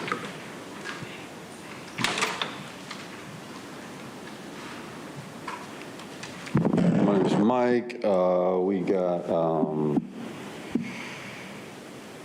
number 8, I believe, and number 10, the library funding, and also the Wi-Fi for the library funding, and the DA. Anyhow, is there a way when we do this stuff for the Wi-Fi access that there's some type of filter that we could put on there for children? Because there's highly sexual and pornographic material that's available for children at the libraries, and there's got to be some type of filter within that Wi-Fi system that we're able to monitor, at least block some of that material from such sensitive eyes being corrupted with such nasty material. It all kind of goes in line with drag queen story time that these libraries are allowing to happen, because it's always amazed me that these people, they like to target the libraries and elementary schools, but rarely do they have a drag queen story time, say at a convalescent hospital or a senior citizen center. It's always something that has to do with children, and it's pretty disgusting. And I think the county should take a look at what access and what availability, what material is seen by children. Secondly, DA funding. The DA needs to run an investigation on the city council and the city of Vista regarding the coup attempt, or the coup that when they knocked off their mayor, Mayor Franklin, off the Sandag board. Karina Contreras and Katie Melendez are in a loving, lesbian relationship for a long time now, and there's a huge conflict of interest there, especially when the vice mayor appoints her girlfriend the new Sandag chair. Thank you. Your time is up. We'll now hear from the individuals that requested to speak by phone. Again, when it is your turn to speak, you'll be unmuted and you'll hear a recording that will tell you to begin your comments after the beep. I remind the callers they should mute their TV or live video stream before they begin speaking. We'll start with our first caller.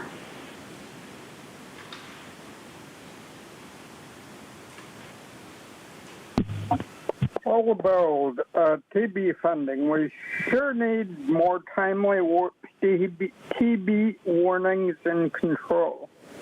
I do not, however, support special refugee health screenings. All people in this state should be screened for diseases if needed, if they come into contact with known health hazards. I do not think we need areas of good and bad health ghettos, as it were, simply because of country of origin. You should reject this portion of the proposal. Four, single source.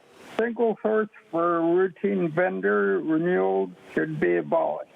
Vendors can make errors, fail at it, or better vendors can arise. In fact, you just made a sole source contract with Exodus, a company that engaged in illegal acts and flunked an LA County audit. And now we're stuck with this company. There's really no excuse for a routine single source contract. In this case, I see nothing negative on the company, but there might be better alternatives by now, especially since the last contract was in 2019 and the software business changes almost daily. Please avoid sole source wherever possible. 5, acceptance of grant funding. I appreciate the competitive solicitations in the title, but I'm shocked that recommendation 4 is to authorize the amendment of existing contracts if needed for the purpose of the EMS Corp program. So is this backdoor sole source, or are we guaranteed a real competitive solicitation? And say incorporate number 1, incorporating the SD. Thank you. Now hear from the next caller.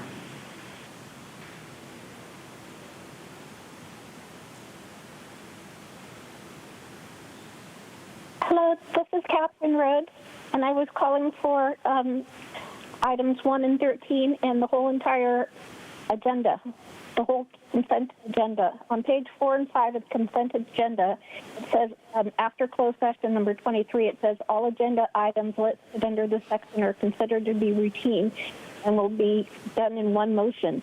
And so you didn't, and it says there will be no separate discussion of any of these items. Then today, a whole bunch of the items, after item 14, are discussion items. I didn't come here because your agenda is wrong. So please fix that. And then I saw for some other items, just the agenda, like when you're missing the word item, and so you don't know when an item's actually started. So if somebody could look at the actual agenda, that would be good. And, of course, I always come here for my periodic financial report. That's part of communications received. And for the ARPA funds, you still have $356 million, just like you had last month. And so you only spent $680,000 this month. You have to spend an average of $12 million every month for the next 30 months in order to spend the money by December 31st, 2026. So I don't see how you're going to be spending this money. We have so much money on it. Remember, all this money could be used for the homeless, not just the homeless on a specific project. But you could actually give money to the churches and the nonprofit people. Operation cost and support cost to build support structures so that this money can be spent on time for the poor like it's supposed to be. And then the other thing I wanted to mention is your hazard mitigation plan. I went to Sandag Audit Committee, and they're basically violating the Alcas-Carrillo Act. I'm asking them to actually follow it. And one thing in the city of San Diego that's really... Thank you. Now hear from the next caller.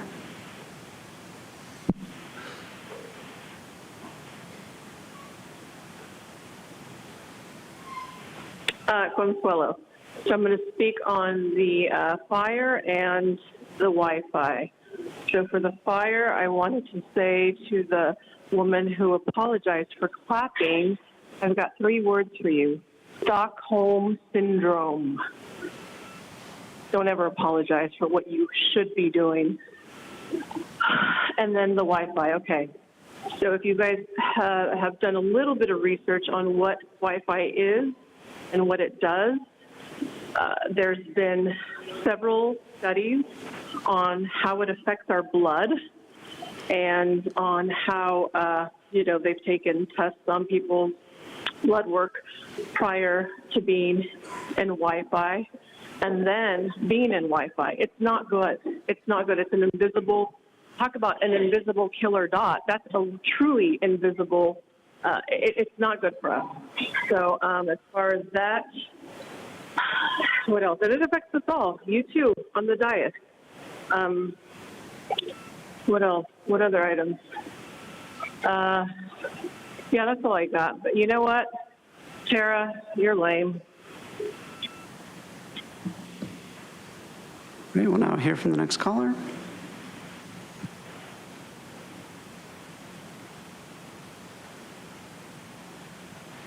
Truth, item 1, no to giving FEMA control over the county with their multi-jurisdictional hazard mitigation plan.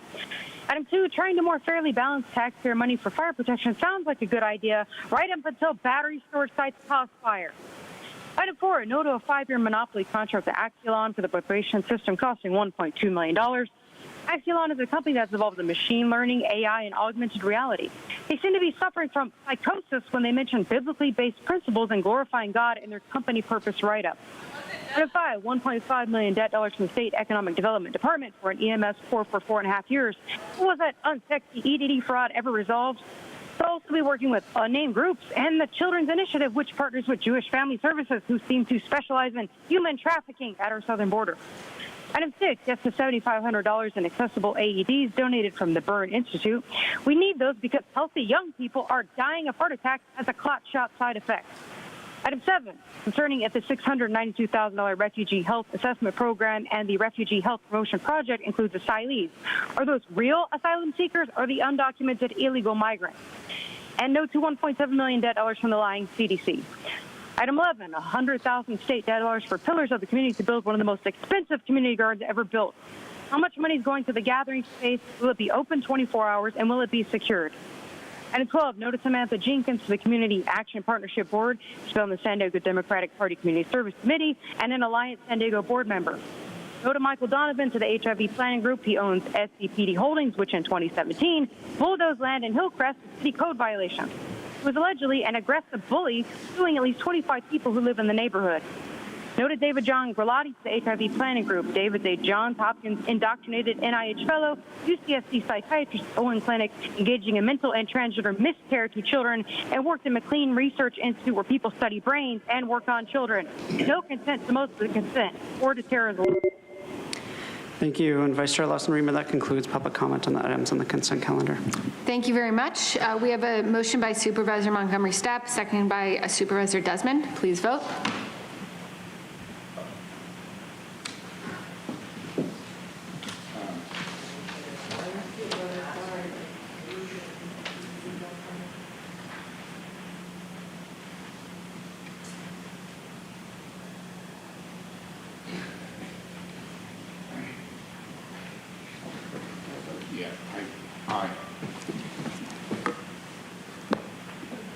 Vice Chair Lawson-Remer, that motion passes unanimously with all supervisors who are present voting aye. Okay, thank you very much. We will now move on to the discussion items in the public. Agenda items numbers 14 and 19 were withdrawn. Today's discussion items will be heard in the following order: 17, 21, 16, 15, 18 and 20 together, and then 22. So once again, for my colleagues, 17, 21, 16, 15, 18 and 20 together, and finally item 22. So we will move on now to discussion item number 17, fighting back against corporate homebuyers and Wall Street landlords. I will begin with a couple comments introducing this item, and then we will hear speakers from the public. So I brought this item forward for consideration by my colleagues today because we've all been focusing for the last many years on what we can do in San Diego County to confront the rising costs of rents and buying a home and the crisis of housing affordability in our region. And there are lots and lots of causes of this crisis, but a big area that we have not yet tackled head on is the role being played by corporate landlords like Blackstone, which are buying up vast numbers of homes, driving up prices, and making it nearly impossible for local families to afford housing. I want to be clear that with this item I'm introducing here today, we're talking about mega corporations, global corporations, private equity firms with hundreds, if not thousands, tens of thousands of holdings, assets, and units. We're not talking about small mom and pop investors who are leveraging a handful of properties to fund their retirements. We're talking about corporations that are treating our homes as mere investment vehicles, prioritizing shareholder returns over the well-being of our communities. Homes prices are spiraling out of control, and first-time home buyers are being outbid with few opportunities to get their foot in the door. Long-time residents are being displaced. Rents are increasing astronomically, sometimes as much as 200%. And profits are being siphoned from our local economy to boost Wall Street shareholder returns. The housing in our neighborhoods should be homes for people, not profit centers for Wall Street. Like other parts of our economy, our housing stock is becoming increasingly concentrated in the hands of Wall Street institutional investors driven by profiteering and corporate greed. Local residents and communities are left paying the price. California is leading the nation in the share of single-family homes purchased by investors. Last year, 35% of all home sales were to these large institutional investors within the state of California. San Diego is ground zero for this trend. In 2021, Blackstone spent $1.5 billion to acquire a portfolio of 66 residential properties, totaling 5,600 units in San Diego County. These units were all naturally occurring affordable housing. This is naturally occurring affordable housing with modest rents. But in just 3 years, rents in these properties have skyrocketed by as much as 200% in some cases. Blackstone is the largest landlord in our country, with $1 trillion in assets under management and over 300,000 units in their portfolio. These corporate giants like Blackstone are not just relentlessly profiteering, they're using sophisticated price-fixing algorithms to manipulate the rental market. By analyzing and controlling rental prices, they create artificial scarcity, inflating rents, and squeezing every possible dollar out of tenants. This is not just unethical, it is illegal. This is classic activity that has been banned by antitrust legislation for decades. And this is why the DOJ and the FBI have begun investigating these allegations. But so far, local governments have not stepped up to take a stand on this important issue. So that's why I'm calling on the county to investigate these allegations, to fight back against corporate bad actors, and to take legal action today. This will not solve our housing crisis overnight, but we know that this problem is only going to get worse. When we look at the prospectuses of these Wall Street investors, they have plans to increase by 7 to 10-fold their purchases of residential units over the next decade. So we need to act now before it gets even worse. We cannot stand idly by and watch corporations steal the American dream. With that, I would open the floor for public comment. Clerk, can you please call the speakers from the public? Thank you, Vice Chair Lawson-Remer. We have 30 requests to speak on item 17, 17 in person, and 13 requesting to speak by phone. I also note for the record that we received 63 e-comments, 22 in favor and 38 in opposition, and 3 neutral. Any individuals that requested to speak on this item by phone, please dial into the conference line using the instructions that were provided to you. We'll begin with the in-person speakers, starting with those in favor of this item. As your name is called, please come forward and stand on the arrows until it is your turn to speak at the podium. I'll be calling you in groups of 3, so please listen for your name. I'd like to invite forward the following individuals: Allison Snow, Mark, and Ray Wood. Because we have 10 or more speakers on this item, speaking time will be limited to 1 minute per person. I'll ask you to please state your name for the audio record.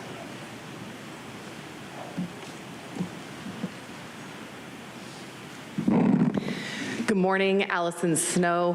I am a city council member in Lemon Grove, where you used to be able to afford your first home. It's where I was able to buy my first home on a legal aid salary. And I'm also here as a leader of the University of San Diego Housing Rights Legal Clinic. We are deeply in support of this. First, this hurts home ownership. The current system that we have set up here really deters people from being able to enter into their own first home. The system is set up right now to encourage all cash buyers, like the ones that come from Blackstone, to come in and snatch up all the houses, which artificially inflates the housing prices. It's the same type of speculation that we saw in 2008. The rents can't support the mortgages that are being financed right now, and it's going to devastate our communities, just like we saw back in 2008. It also hurts our renters. I have taken depositions where RealPage was used to set the rents. The landlords don't deviate from these rents. If they deviate from these rents, they have to explain why they deviate from the rents, and it hurts our renters too. Thank you. Next speaker, please.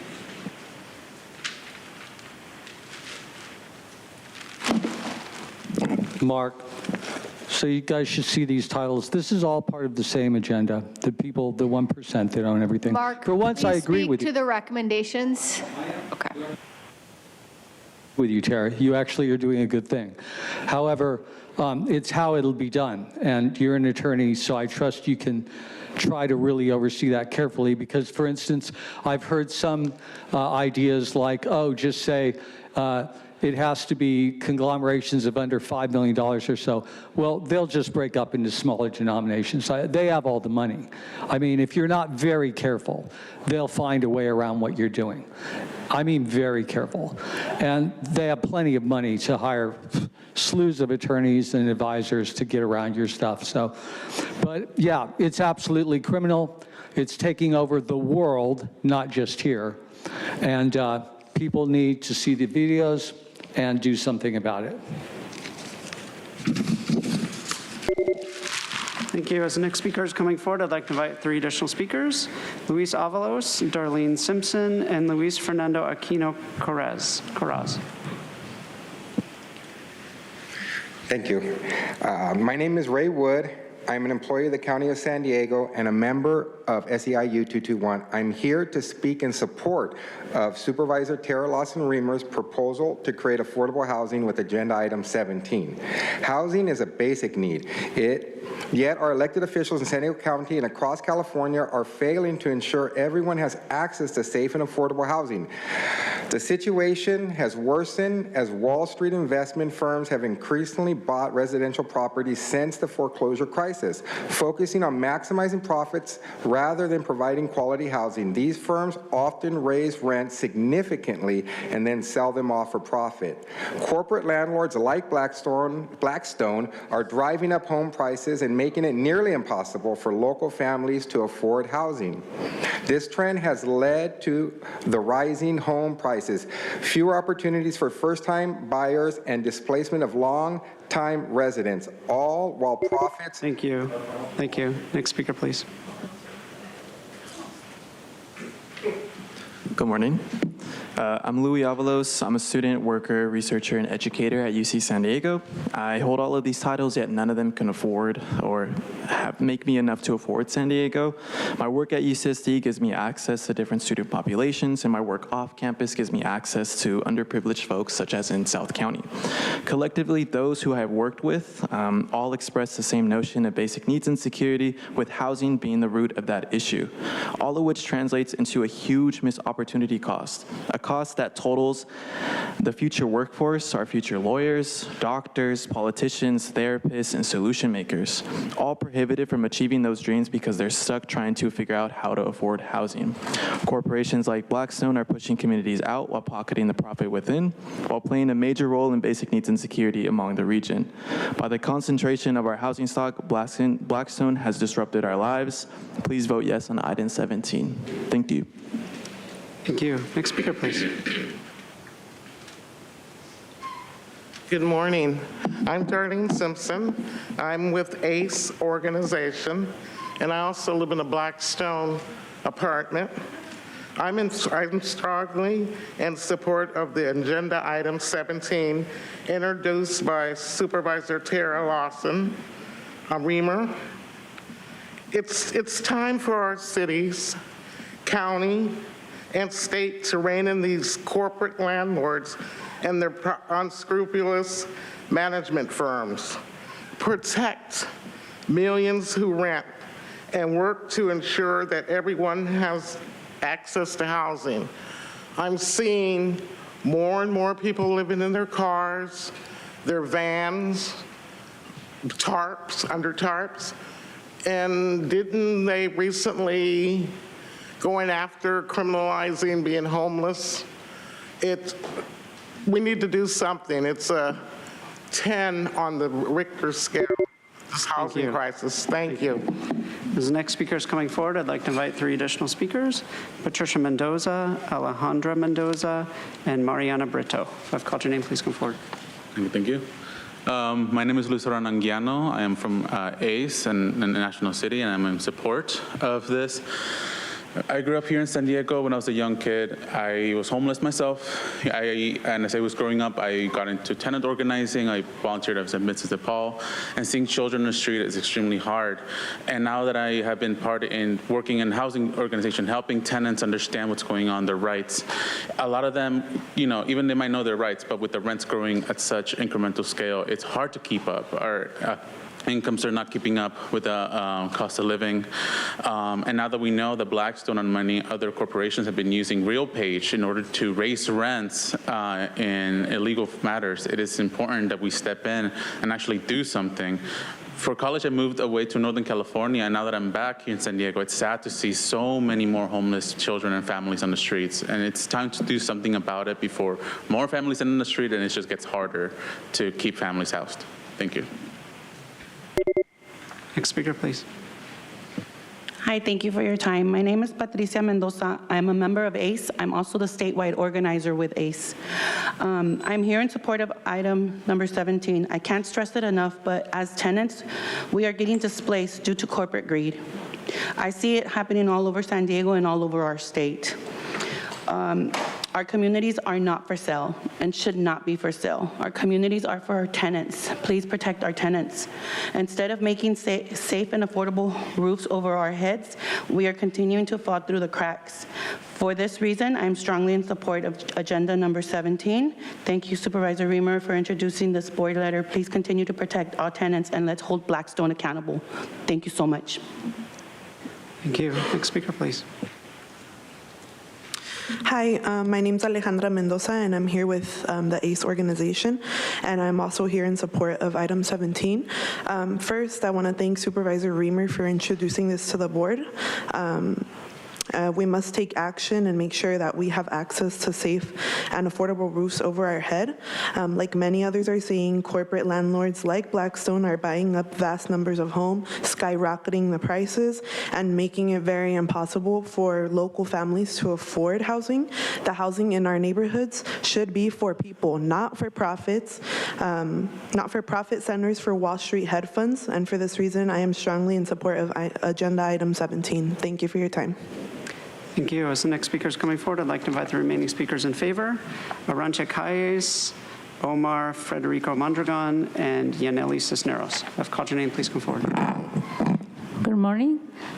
My name is Mariana Brito, and I live in one of those, this apartment owned by Blackstone and managed by FBI. This company has just been more for the money than from people. They don't fix. I have a problem in my apartment right now that got damaged by water, and also damaged electricity outlet. They haven't repaired. They refuse to repair, though they increase the rent every year.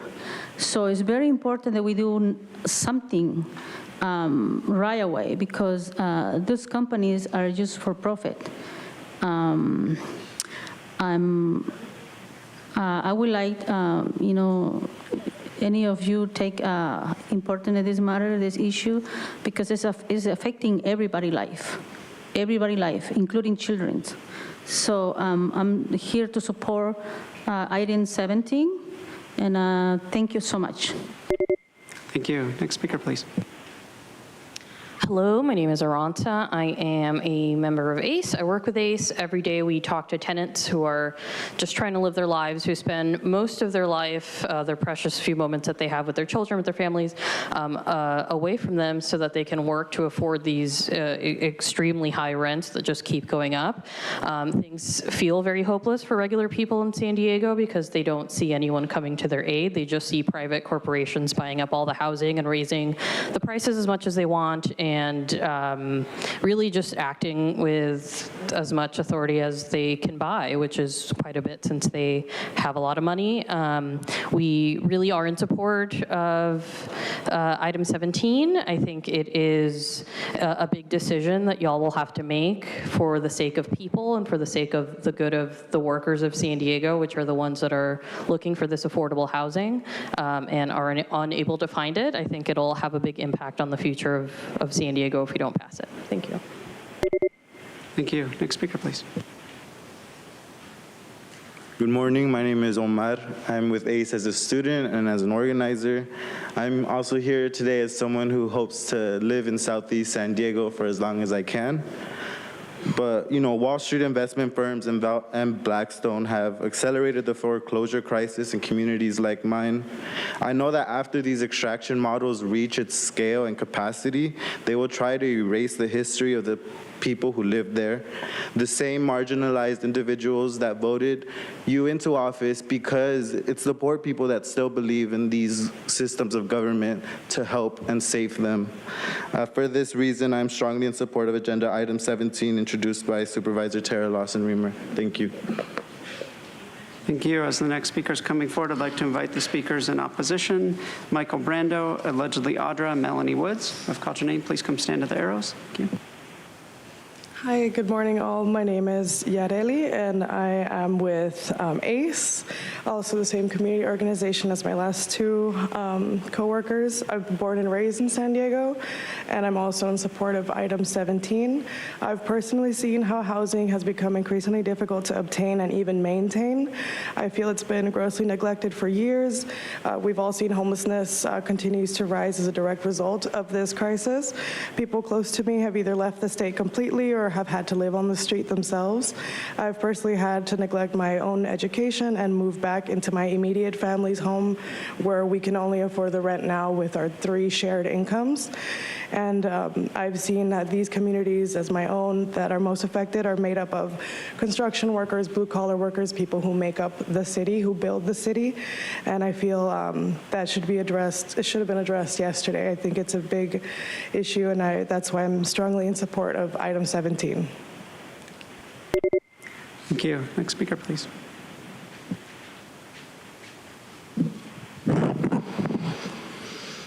All right. Good morning, supervisors. I'm Melanie Woods, Vice President with the California Apartment Association. We represent over 60,000 single-family and multifamily owners and property managers across California. Today's item is a solution in search of a problem.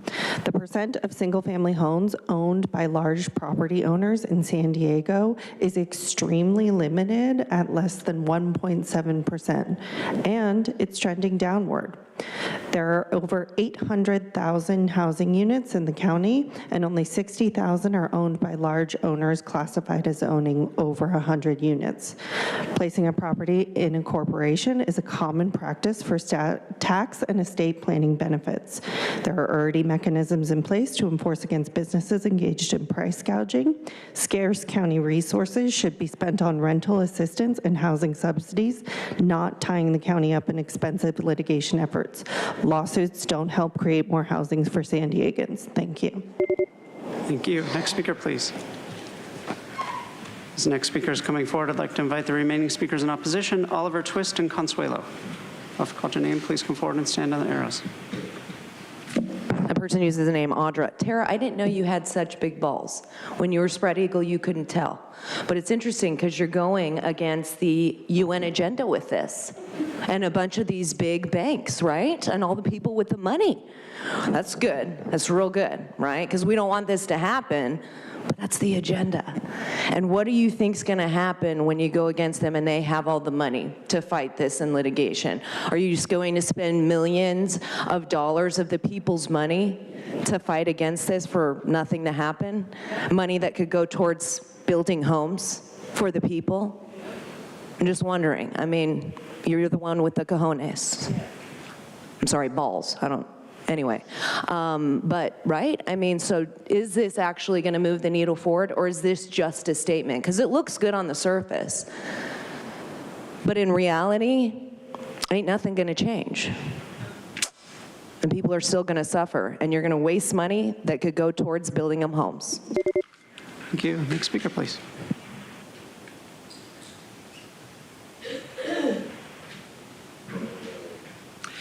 Hi, Oliver Twist here in opposition to this item. First of all, every time I see a progressive policy, it's the motto should be, the more you help, the more we hurt. Also, this has a very stage-coordinated feel. I know you are deeply in opposition to political theater, and yet there you were yesterday.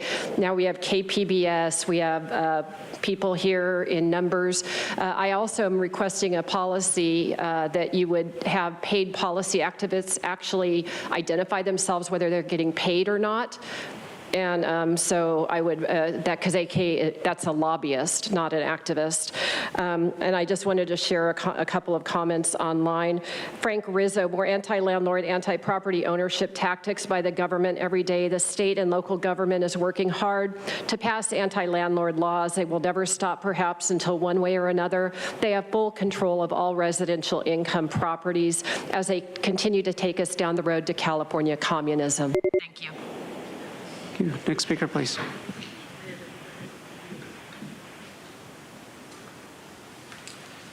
That was beautiful. And Mark Dorian actually warned about Blackstone 2 years ago. Start paying attention, and to the scripted speakers who are obviously not aware of how this board and how government operates, please start paying attention, because you are praising Consuelo, praising somebody who is in fact not your friend, and it's all for show. So yeah, now they're concerned about how they treat our homes, really, because they piss on the people of the county daily with the policies they push in the first place. And basically, most of what you guys do here is so corrupt, and you got these people thinking that you're here to save them, when in fact you're putting them in even a deeper hole. But they're not paying attention, because just like everything else, that's the design, and that's how they have us.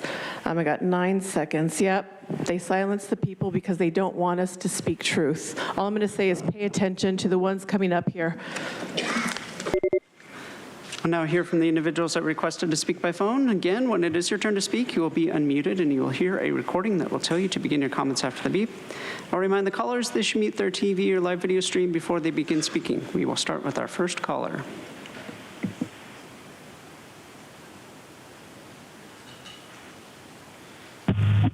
Full of bold, grandstanding. I like the general idea. However, this item is not so much about fighting back as seeing if it's doable in a few months.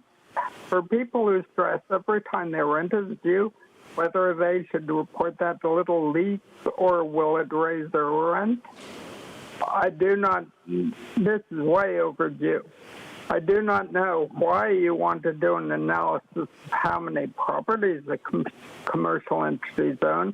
Sounds expensive, and what will it do? And you want to see out in 6 months exploring options for an ordinance?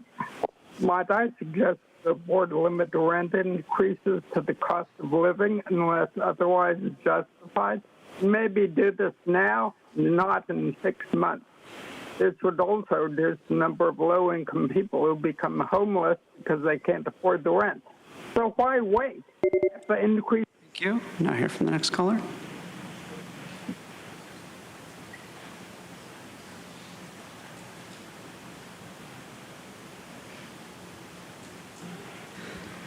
Next caller is Gilberto Vera. Your device might be muted.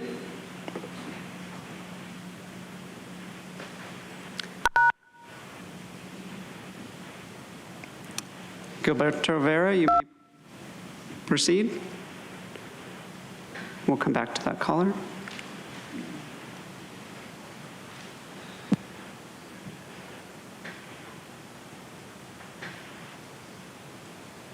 Hello, Molly Kirkland with the Southern California Rental Housing Association, representing rental owners and management companies of all sizes, calling to oppose this item.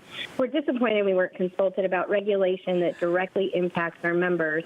We're very concerned with option 1 as presented. It won't give you an accurate picture of ownership in the region, as most rental owners structure their properties in LLCs or partnerships for tax reasons. Option 2 is unnecessary. Let the state and federal governments do their work. Don't waste county resources on litigation. Remedies exist for improper rent increases, harassment, and more. And to only cite 2 stakeholders who represent just one side of the coin? Option 3, again, laws and remedies exist. Don't add to the complicated patchwork of laws that are causing small owners to be sued for hundreds of thousands of dollars. Management companies, large and small, use revenue management systems for all facets of management. They aren't all bad. This item may sound well-intentioned, but it's just more regulation on top of existing regulations. Let's focus on building supply and bolstering subsidies. Please vote no. Thank you. Now hear from the next caller.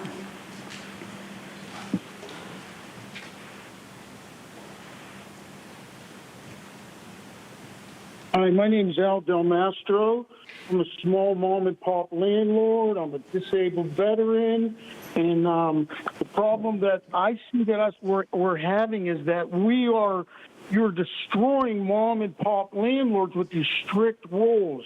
New York State just came out and said that anybody that owns 10 units or less is a mom and pop. We are not being separated from corporations. Every time a landlord has to sell a small mom and pop, you're displacing tenants. And you're making it that way because you also have in place with the tenant protection ordinance that you can sue for punitive damages. Real or fancy. The deal is that when you go and scare some 70-year-old lady who has this for her retirement, and you tell her you're going to take everything she owns if she doesn't settle, she's going to settle, and then she's going to sell her property. We're being chased out of the community. Thank you. Now hear from the next caller.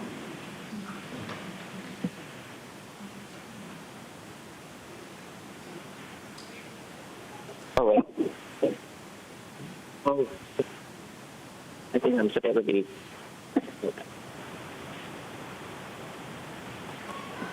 Jean Huitran, we're having a difficulty hearing you.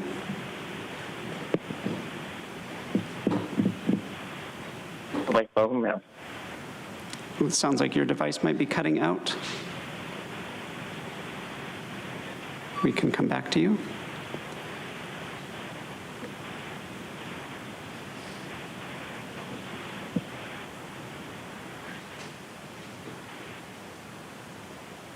Hello, this is Catherine Rhodes.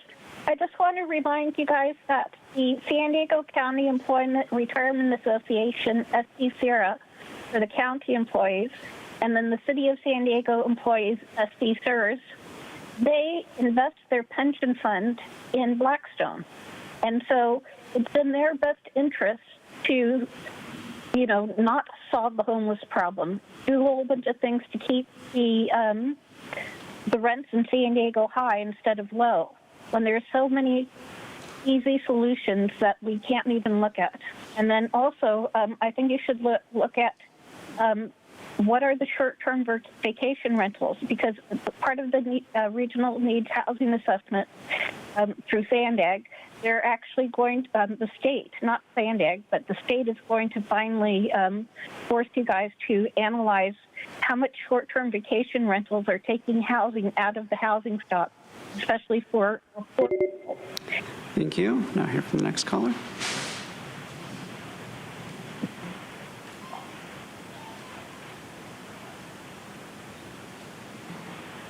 My name is Patty Medina. I am a member of ACE. I live in District 4. My support is in favor of item 17. Big corporations and stock market investors should be stopped from buying out our rich, diverse heritage, our ancestry, our culture, and our neighborhoods that are being wiped out with a faster gentrification and within loss of luxury apartments that we cannot afford. The target was to get control over the city real estate market to rule and regulate the cost of living to kick up long-time residents out of the state and out of the country. Blackstone massive home property buying out started controlling the rent market using all of their power and money to get politician support and block local tenants, leaving lots of people homeless, living in car parks, and now becoming criminals by unfair law. Senior and disabled are the highest risk of becoming homeless because their fixed income doesn't even cover the monthly rent. They don't qualify for food stamp or most federal government assistance. We need eviction program funds, strong tenant protection. Thank you. Now hear from the next caller.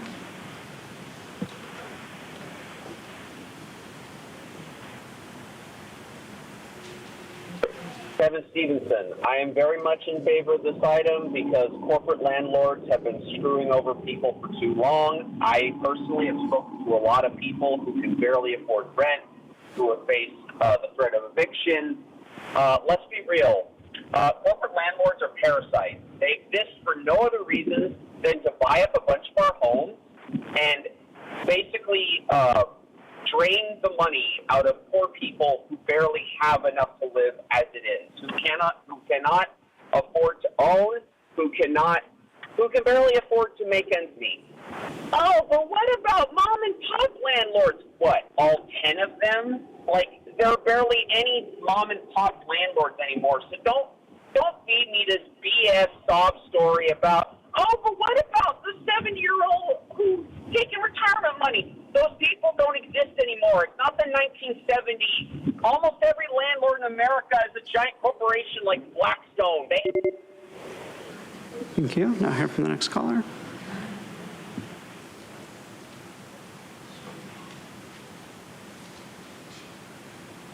It's truth translating Tara's campaign monologue. Theater all day. Sit up here, we do theater like all day long. Fighting back, is that legal language or a threat towards Blackstone? Is that they're actually a goal, or are we just having to sit through yet another political theater sideshow item from Tara? Who opened the way for a company like Blackstone to gain a monopoly on the housing market? These supervisors. Because every time government gets in the way of the real estate market, making false claims of so-called affordable housing, that means the taxpayers are footing the bill for very few to live in expensive stack packs that only a big developer can afford to buy. This item also whines about rent allegedly being set by algorithms, yet Tara's always the one begging for more algorithms. Why would you even need an analysis of commercial ownership of homes if this item claims to have all the answers to the problems you caused with your bad policies? No to enabling Tara's political theater in conspiracy with ACE and the Legal Aid Society, and why she ordered this item first so her minions wouldn't have to be here long. And what's the difference between Blackstone and BlackRock? One hires actors who play the decoy in assassinations of politicians. BlackRock is much. Thank you. Now come back to the callers previously identified.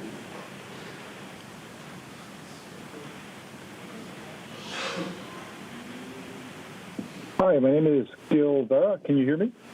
Yes, we can. Please go ahead. Okay, thank you. My name is Gil Vera. I'm the Deputy Director of Legal Aid Society San Diego. Thank you, Supervisor Lostrom, for championing this action. Post-pandemic, there's been a rise in number of households being evicted for non-payment of rent in San Diego. That's what we're seeing. Since last year, non-payment of rent has been the #1 issue that San Diego County residents are requesting assistance with, followed by, with no surprise, rent increases, which go hand in hand. As a result of these rent increases, more and more households are becoming rent-burdened, paying more than 30% of their income towards rent. Rent-burdened households, especially those on fixed incomes, elderly and disabled households, are one unexpected expense away from not being able to afford the rent and being evicted for non-payment of rent. The main factor driving housing affordability is rent increases. According to Zillow, in San Diego, rent has increased 36% from March 2020 to June 2023. It is not a coincidence that the spike in rent increases have occurred during the time Wall Street's rental housing portfolio has increased. In this case, correlation is causation. Wall Street's commodification of housing. Thank you. Now hear from the next caller.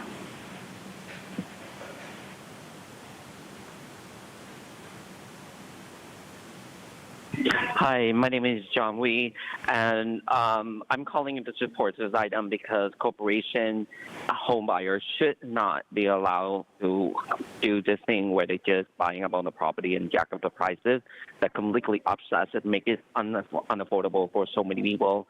I am an executive director for a nonprofit called Big Voices. Twice a week, I walk in the neighborhood of my Vietnamese community, and so many people are telling me that they are worried about their rent increase and they will not be able to afford to live here anymore. We need to make a stop to this and hold them accountable. Corporations are not people, and they should not be own home or any of this stuff. Homes should belong to the people who, people who need shelter and live in it. We already have a homeless crisis situation, and this is one of the many solutions that we need to approach. So I fully support this item, and I hope the rest of the supervisor will also support that item. Thank you. Thank you. Vice Chair Lawson-Remer. That concludes public comment on this item. Thank you so much. With that, I'd like to make a motion to approve this item. And just to clarify for my colleagues, this item will do three things. So first of all, we're looking to get a better handle on the scope and scale of the issue here in San Diego County. We know we have a lot of data nationally and a lot of data across the state of California, but we don't really have sufficient data to really understand what we're looking at in San Diego County. So we want to take a look at that. Secondly, we're looking to initiate litigation and asking County Council to investigate and report back with some options for us, particularly looking at these illegal activities around price fixing and price collusion in the rental market. There's a number of lawsuits already underway across the country, so hopefully we would be able to join up with some existing lawsuits, looking to model this on our successful opioid litigation approach, where we're looking to partner with others who are already pursuing this kind of legal activity to ensure that we are not entertaining price fixing activities here by these large multinational corporate investors here in our community. And the third question here for the staff and for the team, particularly for our legal department, is to investigate and report back with other options for us to consider of other actions that we could take, policies and ordinances at the board that we could look at. We didn't want to be too directive because we know that you all are creative and innovative and will be able to look broadly, but we've asked that the team consult with and work with stakeholders and community groups, including some of the ones that came out to testify today, about what are all the possibilities and what are some other avenues that are being pursued already in other jurisdictions that we might that we should consider or potentially consider here in San Diego County. Some of the ideas that I know I've heard, and this is just a couple thoughts to kind of get us started, certainly looking at is there a way to have differential taxes for out-of-county mega landlords, so looking at folks with more than 100, 200, 300 units and who are not county residents. So are there possibilities around differential document transfer fees or any other taxing mechanisms that would help support our mom and pop landlords and our local community and our local economy? Also looking at whether we potentially need additional resources for our DA or other law enforcement whose job it is to investigate and target price-fixing activities and conduct antitrust investigations here in San Diego County. So that's another area that I think could be fruitful to look into. Also looking at whether there are more mechanisms that we might need to support single-family homeowners and purchasers so that they're not being outbid, particularly when you have large corporate landlords coming in with cash offers, and then you have small home buyers who might be borrowing at 7%, creating an inequity in bargaining power in that first-time home purchase. So are there some opportunities that we could explore there to level the playing field? So, obviously that was just a couple of illustrative ideas. ideas, but certainly looking to our team to be creative, to look across jurisdictions, and to consult with all the stakeholders. We heard from some great folks from some of our local universities, some great community organizations today that I would imagine would have some good ideas of things that we could examine. So that was for the third bucket of recommendations, which was to ask you all to report back with some options around ordinances and policies that we could take a look at to tackle this issue head on. So with that, I'd like to make a motion and ask if, thank you so much, and Supervisor Desmond. Thank you, Madam Vice Chair. Appreciated the opportunity. I agree with the spirit of the item. However, I'm concerned about recommendation number 1. I agree with we should do a study and see what the problem is and see how great it is and in what direction it's going. I'm not so keen on all of a sudden directing council to explore options for joining litigation or things like that until we really find out what the problem is here. And with number 3, I also think we should wait until we find out what comes back with number 1 after doing the as far as having 180 days to come back with different options for fixes. I'd like to see us identify the problem first and then potentially come back. So I think we're getting ahead of ourselves with number 2 and 3. And I do think number 3 should include other groups as the San Diego Rental Housing Association, the California Apartments Association, and their input, as well as other local businesses as well. So we have a balanced, I guess, advisory group on number 3. But with recommendation number 1, I'm in support of the study, but I'm a bit confused because in recommendation number 1, the language you've got in here is for the county to do analysis of the tax rolls to estimate the share of single-family detached homes owned by owner-occupants versus commercial entities. I don't know why you're only doing single-family detached homes. I mean, my first house was a condo, and then there's also townhomes. So, but you've excluded the only single-family detached homes, and then of owner-occupants versus commercial entities. Well, I know the mom and pop idea, and you stated you don't want to go after them, which I agree, but I don't know if mom and pops are commercial entities. They definitely have investment property, because then in 1A you say owner-occupants versus commercial interest. So I think there should be some sort of a cap or a number, like any entity that owns, 25 units or more, or any number of units, because with the language you've got here, I used to have 3 rental properties. We were a mom and pop outfit, but we did, so when you say owner occupants versus commercial interest could include those mom and pops. First of all, thank you for this. I appreciate the opportunity to have a real conversation. If these are friendly, I was just going to reply that if these are amendments that would make you more comfortable to support the item, I think I heard a couple things that I would be amenable to. One, which was the 25 cap. I think that's fine. And also, if you wanted to clarify some kind of sequencing in these 3 items that we wanted to do some analysis before the other recommendations came, that's also fine with me.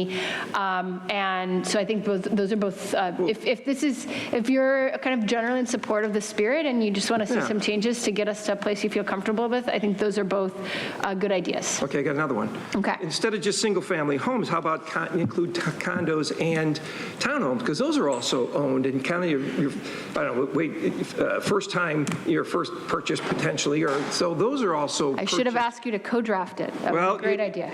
I read it very carefully, I can tell you that.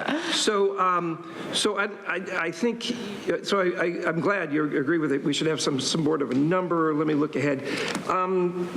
The example, and I keep hearing Blackstone, and I'm not an advocate for Blackstone. However, you mentioned, let's see, they own 5,600 units in 66 buildings. That's an average of 84 units per building. I mean, those kind of big things are going to be owned by some entity bigger than a mom and pop.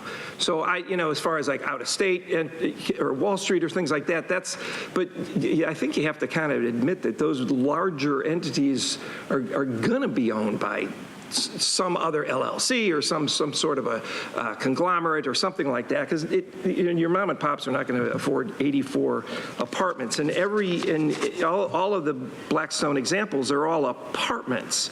So I agree, we want to have no housing available for the next generation, because unfortunately they're leaving San Diego County in droves, and my kids are in their 30s and most of their friends can't afford a house. So the Blackstone connection, I'd like to see how many residential, other than apartments, that they also own.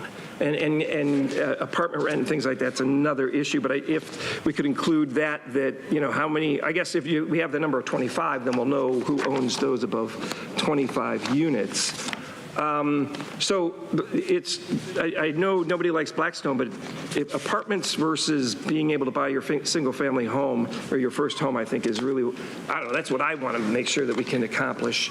And I will reiterate, government's 40% of the cost of a house. And so we're not the only, we're in the way as well. So I agree with the spirit, but if you're amenable to those, to not only have the number 25, have it, and have the, let's see, the threshold of 25 to include townhomes and condos, and what was the other one? I forget. You said include townhomes and condos, a threshold of 25, and you wanted to make sure we had some kind of sequencing, so we did analysis before we came back with recommendations. I'm amenable to all those. I think the only caveat I'd say is I want to give our team some flexibility to use their discretion so that we don't create a threshold so that it's 25 and some clever actor can divide their entities into, right? So just, I agree with the idea of a 25, that's fine, I'm happy to, but and asking. I'm not married to 25. If you want I think 50, I'm mostly, I don't know. 25 is fine. I think I just kind of adding, kind of clarifying for our team to be thoughtful and not create like a bright line that then is so easy to manipulate that someone can hide. I think Ebony's shaking her head. She understands exactly what I'm saying. Okay. So if that's clear to Ebony and to Claudia, I'm comfortable with that. Well, and then come back with that analysis and then 2 and 3. Okay. Thank you. Thank you. Supervisor Anderson. Madam Chair, I'd just like to point out that over the last 3 years, we've done little to no new construction, in that you're focusing all this effort and taking our time off of building additional homes, additional places for people to live, when even if we cleared all this, it wouldn't solve the problem at all. And if people are violating the law, we have an AG in our state who can prosecute them, duplicating their efforts with our own staff, taking us off, our eye off the ball, building more affordable housing, more homes that are attainable, more locations for people to live other on the street, I think is a step in the wrong direction. I know your heart's in the right place, but I'll be opposing this today. I don't see it as part of the solution. I think it's a distraction from the solution. In my district, we need more housing. We don't need to quibble over whether 10% of the market is being manipulated. And by the way, without large corporations in many of these instances, none of these projects would be built. So if we're going to say that mom and pops are the only ones that can build homes for potential rentals, again, we're killing the market and we're hurting the people that we say we serve. So for that reason, I will not be supporting this today. Thank you. Thank you very much. I just want to make sure it's clear for the record that this is not about housing construction and prohibiting individuals who can or cannot construct housing. This is about legal liability for price fixing and for collusion around rents. So that I just want to make sure that's clear. With that, Clerk, can you please call the roll? Thank you. We have a motion by Vice Chair Lawson-Reamer, seconded by Supervisor Montgomery Stepp. Please vote. With the amendments? Oh, yeah, including the amendments. Thank you. Yep. Can you restate the amendments? The restating the amendments for the record is that we're not only looking at single-family homes, we're also looking at condos and townhouses, that there will be when we're talking about commercial entities, there's a cutoff of 25. It's not including mom and pops, making that very clear. And that we want to see some sensible sequencing, that the research will be done before recommendations come back. Thank you. Thank you. With that note, that motion passes with Supervisor Anderson voting no, all other supervisors who are present voting aye.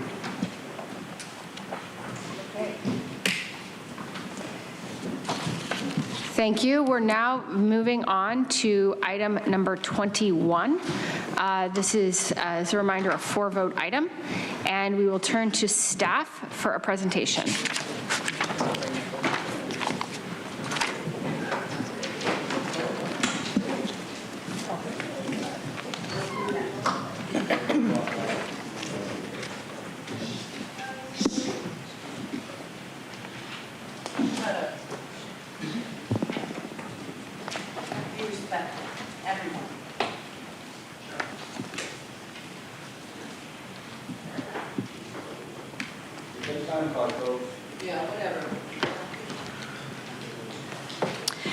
Good morning, Vice Chair Lawson-Remer and members of the board. The board continues to take strong leadership role in advancing the County of San Diego framework for ending homelessness. Since 2021, when the Department of Homeless Solutions and Equitable Communities was launched, the county has helped stimulate the production of nearly 900 shelter beds and safe parking spaces countywide, many of which have opened their doors to clients already. This is in addition to the expansion of outreach activities, which has resulted in more than 60,000 engagements with people at risk of or experiencing homelessness. There are many other notable accomplishments in this area, such as securing more than $80 million in collaboration with regional partners for homelessness response efforts. The focus of today's presentation is to provide the board an update in response to your board's action from June 25th that shifted efforts from the Hamishaw Sleeping Cabin site and directed assessment of alternative homeless solutions in Spring Valley and surrounding communities. I'd also like to highlight that last night, county staff was notified by the state of the termination of our Hamishaw grant agreement. Depending on the direction on the recommendations before you today, staff will reach out to the state to see if a new operating agreement for a new site is amenable to them. Here with me to present today is Deanna Beck, Director of the Department of Homeless Solutions and Equitable Communities, Office of Homeless Solutions, and Marco Medved, Director of General Services.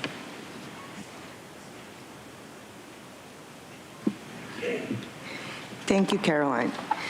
On February 8, 2022, the board approved the implementation plan for compassionate emergency solutions and pathways to housing. Since this plan was approved by the board in February 2022, multiple actions have taken place to expand regional emergency housing capacity. This slide shows actions related to establishing county emergency housing options to address homelessness in the unincorporated communities. In March 2023, county leadership accepted an offer from the governor for 150 sleeping cabins, and the planning process with the state commenced. On March 12, 2024, the board approved the Hamishaw Sleeping Cabin site and authorized the acceptance of $10 million in funding from the state of California to offset the cost of construction. This project was subsequently rescinded by the board on June 25, 2024, and the board directed staff to explore and assess alternative homeless solutions in Spring Valley and surrounding communities and return with recommendations. This report includes an update on alternative project at Troy Street, which was previously considered as part of state sleeping cabin efforts, and options for the American Rescue Plan Act funding, or ARPA, previously allocated to the Hamishaw Sleeping Cabin project, as well as considerations for the funding and capacity of the Regional Homeless Assistance Program, or RHAP. Compassionate Emergency Solutions and Pathways to Housing implementation plan was guided by extensive community engagement and included input from people with lived experience. The plan outlined community desire for non-congregate shelters such as sleeping cabins, safe parking, and RV parking options. Similar to the Hamishaw site, Troy Street site was identified during prior Compassionate Emergency Solutions and Pathways to Housing community engagement sessions. and was presented to the community through 18 separate engagement sessions, which reached nearly 500 people, including those with lived experience. Troy Street site is a Caltrans-owned property located in city of Lemon Grove that could host approximately 70 sleeping cabins as an emergency housing solution for the unincorporated areas. This site would provide 24-hour security and site management, hygiene facilities, internet, meals, case management and housing navigation, access to behavioral health, employment support, credit repair, and other supportive services. County staff's preliminary due diligence assessment has determined that it would cost $11.1 million to complete planning, design, and construction. The ongoing operational costs are estimated at $3 million per year. Today, we are seeking board's direction to proceed with one of three options to expand emergency housing in the unincorporated communities, which includes impacts to the Regional Homeless Assistance Program, or RHAP, currently the only emergency housing option for the unincorporated communities. RHAP was first approved by the board in January 2020 and serves as an emergency housing program through the use of hotels to meet the needs of people experiencing homelessness in the unincorporated communities while assisting them in obtaining permanent housing solutions. Since January 2020, RHAP has served over 1,800 individuals, and approximately 38% of them have been permanently housed. Since 2020, the program was funded from general purpose revenue, emergency solution grants, Project Room Key, and most recently through the American Rescue Plan Act. In its current capacity, RHAP serves up to 250 households on any given night. In March 2024, the board approved RHAP to continue at this capacity with anticipated future reductions related to Hammershaw project, which was also approved in March, and was going to establish 150 new beds, thus reducing RHAP by 60%. Since the Hammershaw project is no longer moving forward, the assessment of alternative options explored the impacts to RHAP, which are presented on the next slide. Currently, there is a total of $41.8 million earmarked in the homeless services section of the ARPA framework to support RHAP and sleeping cabins, inclusive of the $8.5 million previously appropriated for Hammershaw site development. Under all options, this amount is sufficient to cover one-time costs and operating costs as needed through fiscal year 25-26. Option A authorizes the Troy Street sleeping cabins to proceed without state funding. This option establishes 70 new beds to serve unincorporated communities, which in turn reduces the RHAP program to support 180 households per night. This option has a one-time cost of $11.1 million for construction, and ongoing annual combined operational costs for RHAP and Troy are $13.8 million. Option B authorizes the Troy Street sleeping cabin site to proceed only with state funding, while all other areas remain the same as option A. As Caroline mentioned, given recent communication from the state, we will assess if this option remains viable. If possibility of a new operating agreement is ruled out by the state, option B will no longer be applicable. Option C ceases the search for sleeping cabin sites and authorizes the reallocation of funding set aside for sleeping cabins to the Regional Homeless Assistance Program to continue supporting in current capacity of 250 households per night. This option has no one-time cost and ongoing annual operational cost of $15 million. It is important to note that in all options, after having exhausted the balance of remaining ARPA funds in fiscal year 26-27, annual funding for 100% of operating costs would need to be identified in fiscal year 27, 28, and beyond. I will now turn it over to Marco Medved to review the sleeping cabin project timeline and recommendations. Thank you, Deanna. If the board acts today to approve the Troy Street Sleeping Cabins project, then General Services will initiate design, leasing, entitlement, permitting, procurement, and construction activities shown on this slide. These activities are estimated to take approximately 24 months, which includes community input on project design, with groundbreaking estimated in summer of 25. Today, we are seeking board direction to proceed with one of the three options to expand emergency housing in the unincorporated communities as Deanna described. Option A authorizes Troy Street Sleeping Cabins project without state funding. Option B authorizes the project only if state funding is available to offset the construction costs. Option C authorizes the reallocation of funding set aside for sleeping cabins to RHAP. If option C is selected, no action related to the site construction or leasing would be necessary. If option A or B are selected, the board's approval would be needed for CEQA findings, funding appropriations, and authority for real estate construction and state grant agreements. That concludes our presentation, and staff is now available to answer any questions you may have. Questions from supervisors? I will. Okay. This Reamer, we have 20 and 15 requesting to speak by phone. Also note that we received 4 e-comments, 2 of those in favor, 1 in opposition. Any members of the public that requested to speak on this item by phone, please dial into the conference line using the instructions that were provided to you. We'll begin with the in-person speakers, starting with those in favor of this item. As your name is called, please come forward and stand on the arrows until it is your turn to speak. I'll be calling you in groups of 3, so I'll ask you to please listen for your name.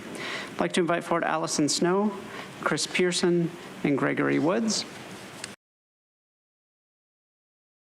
Has 10 or more speakers. Your speaking time will be limited to 1 minute. I'll ask you to please state your name for the audio record. Good morning.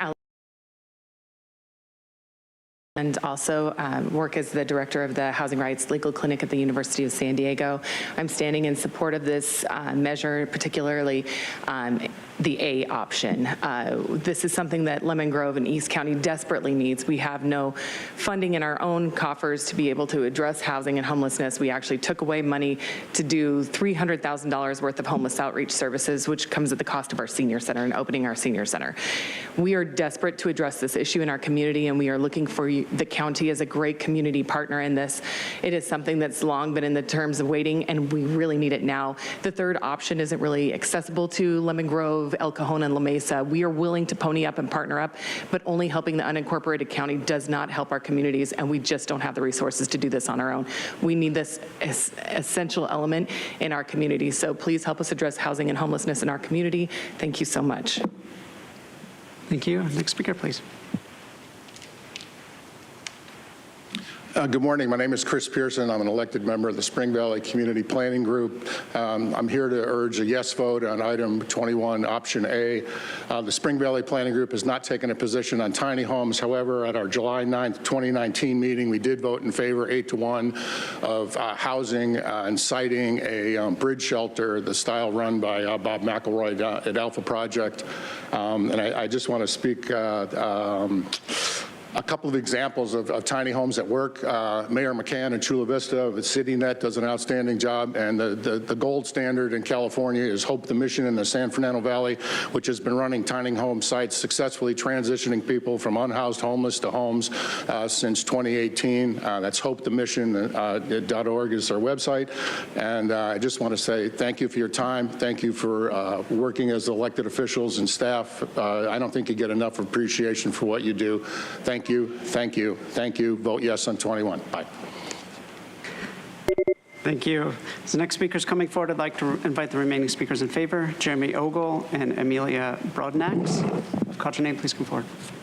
Hi, I'm Greg Woods. I am a 25-year resident in Lemon Grove, and I'm speaking in support of 21, and obviously for today, and particularly in support of sleeping cabins.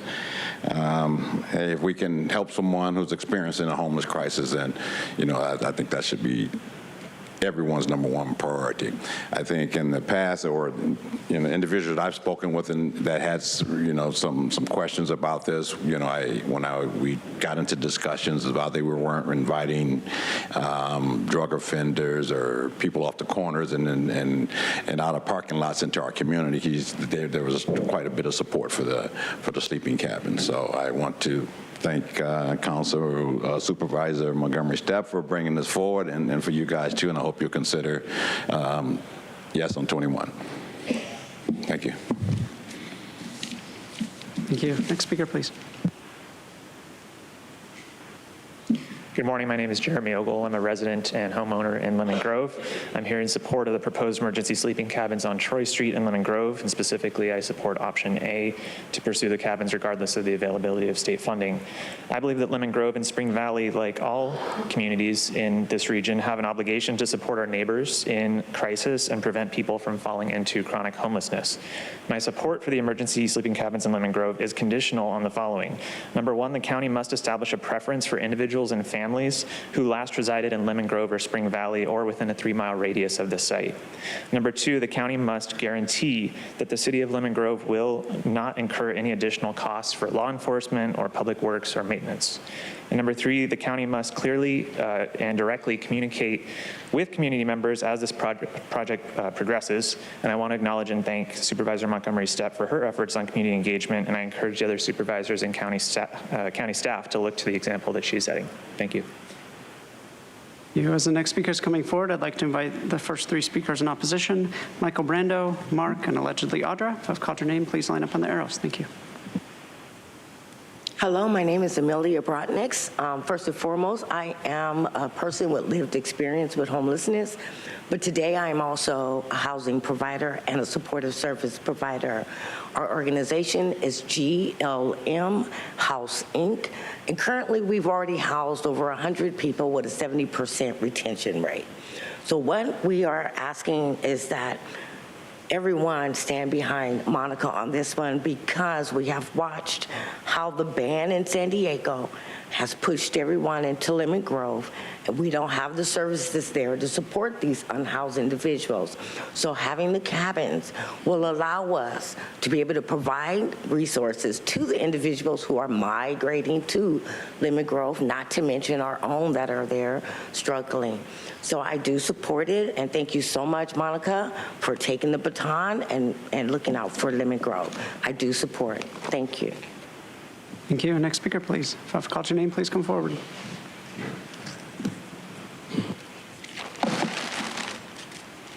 Mark, all your solutions are a joke, literally. If you don't stop inflation, I've already told you, you can't even begin to stop homelessness. Under options A and B, our RAP would continue at $15 million annually for 250 beds through fiscal year 25-26. That's a joke. Literally, I've already told you, in 8 years, $15 million is $120 million. For $120 million, App East Corp can 3D print 3D homes all along the entire 90-mile southern border, securing our border and housing 11,880 people in homes, not in beds. So the amount you're going to spend on 250 beds is the amount you could spend to secure the border and have almost 12,000 homes, including homes for Border Patrol agents' families. I wish I had more time. A minute is against the Brown Act. This is not reasonable, and you should be listening to me. Next speaker, please.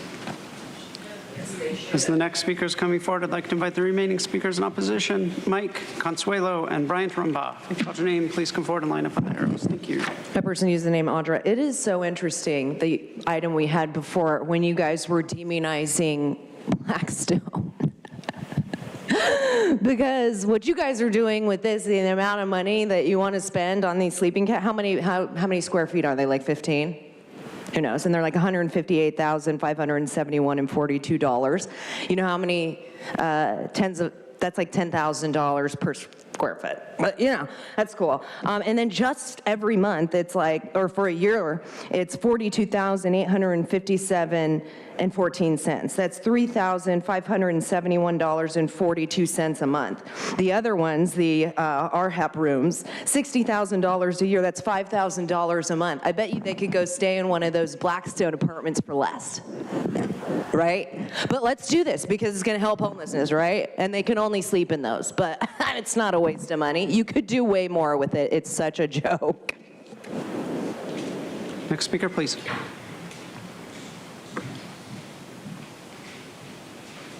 I've called your name. You're welcome to come forward and line up. Consuelo, always Band-Aids, never solutions. The trust is gone. The trust has been gone, especially with our homelessness issue. People never get to the source of why that happens in the first place. Again, That's government. Let's see, reminder, yep, homelessness is lucrative. We've been saying this at the podium for years, and they continue to just get our money thrown at them to be reckless and careless. Let's see, what else? It's a shame, let's see. Yeah, so to sum it up, it is really, another Band-Aid, and it's not going to help the people in the long run.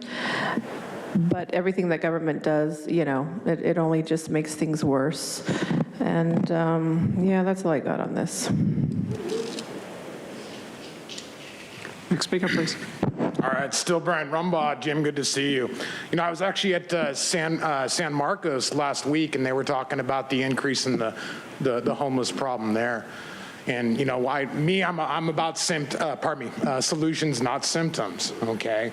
One thing as a believer that when I look at this item here, compassionate and emergency in America, and emergency housing in America is now deemed as compassionate.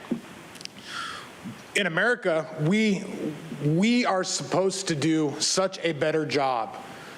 We are supposed to really direct how it is that our society is built. You are very lucky, ma'am, that I was not able to speak on that Blackstone, because I would have very much so educated you on the history of the black cubes, the black stones, the foundation stone. Thank you. Next speaker, please.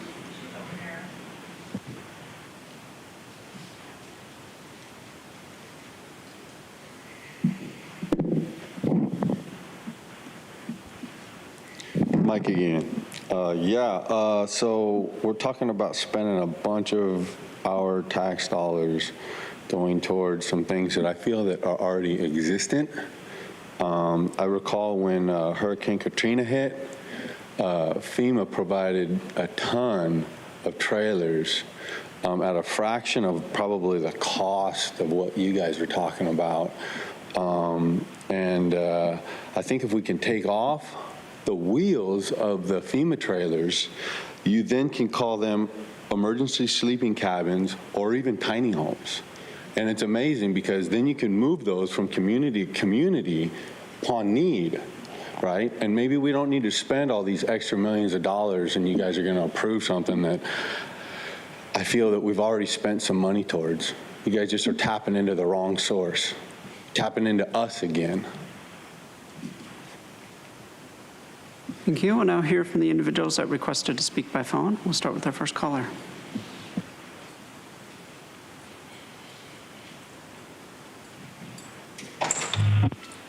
About 2800 Sweetwater Road at Troy Street, I looked at the map, is in fact in Spring Valley, not Lemon Grove, next to the SR 125, which is rather dangerous.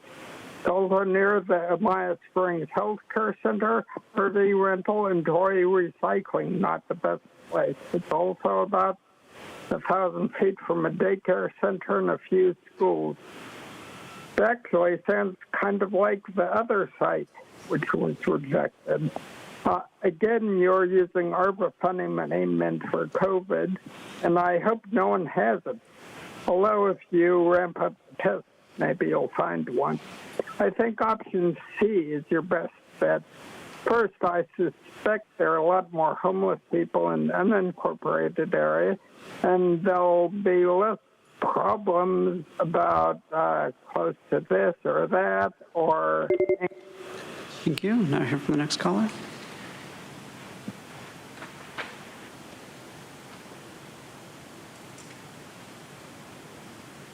Hello, my name is Christopher Pierce, and I support this item. It is a complete travesty that misinformation and fear-mongering shut down years of hard work and turned away millions of state dollars that would have established the Hamashaw Road location.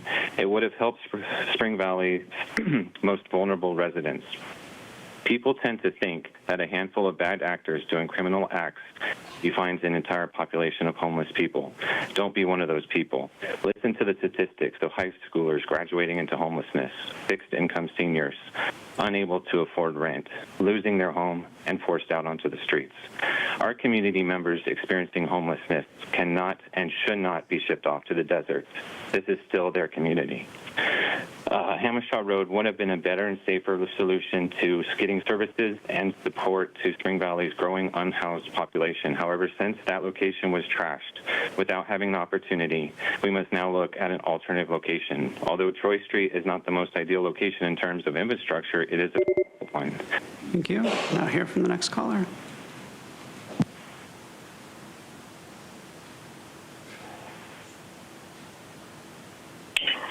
Manola Clark Manson.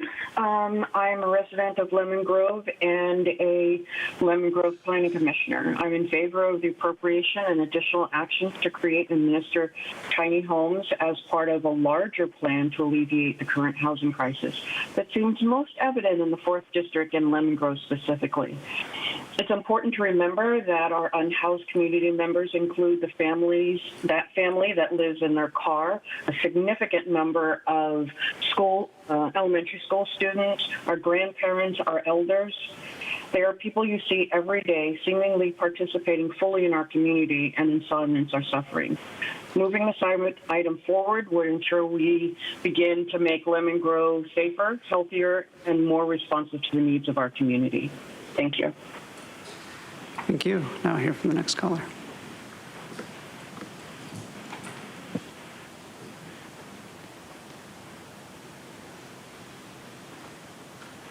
Hello, my name is Susan Hahn, and I am a resident of the area. First of all, like the first caller said, Troy Street of Spring Valley, when you cross Sweetwater Road into the location you're talking about, it is Sweetwater Road and Palm.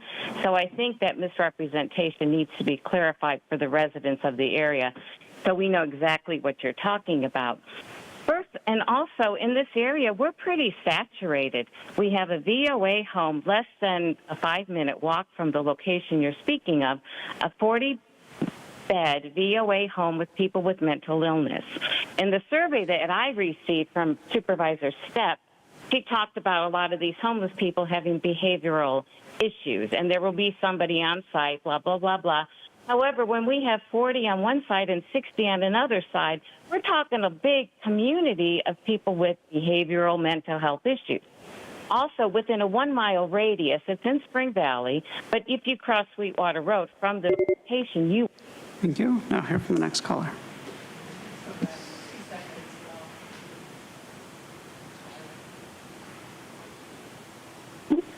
Hello, this is Catherine Rhodes, and I wanted to show you or mention to you Notice Attachment A, the Notice of Exemption from CEQA for public hearings. The only reason why we're having a public hearing is due to the funding. It has nothing to do with CEQA or getting it approved. So I like option A, but I think you should also add that you never gave any you basically sabotaged the nonprofits and church from getting the same ARPA funding for full building and operation costs. You told them they could only get $10,000 per unit, and now you're giving this Troy Street one $46,000 per unit. So that's 4.6 times more money you're giving somebody else. And then I'm not sure, are operation costs per unit $12,000 a year? Is it 40? Is it 56,000 a year? Please make that more important. Add 1,000 more sleeping cabins. Why only 250? This is our proof of concept. Thank you. Now hear from the next caller.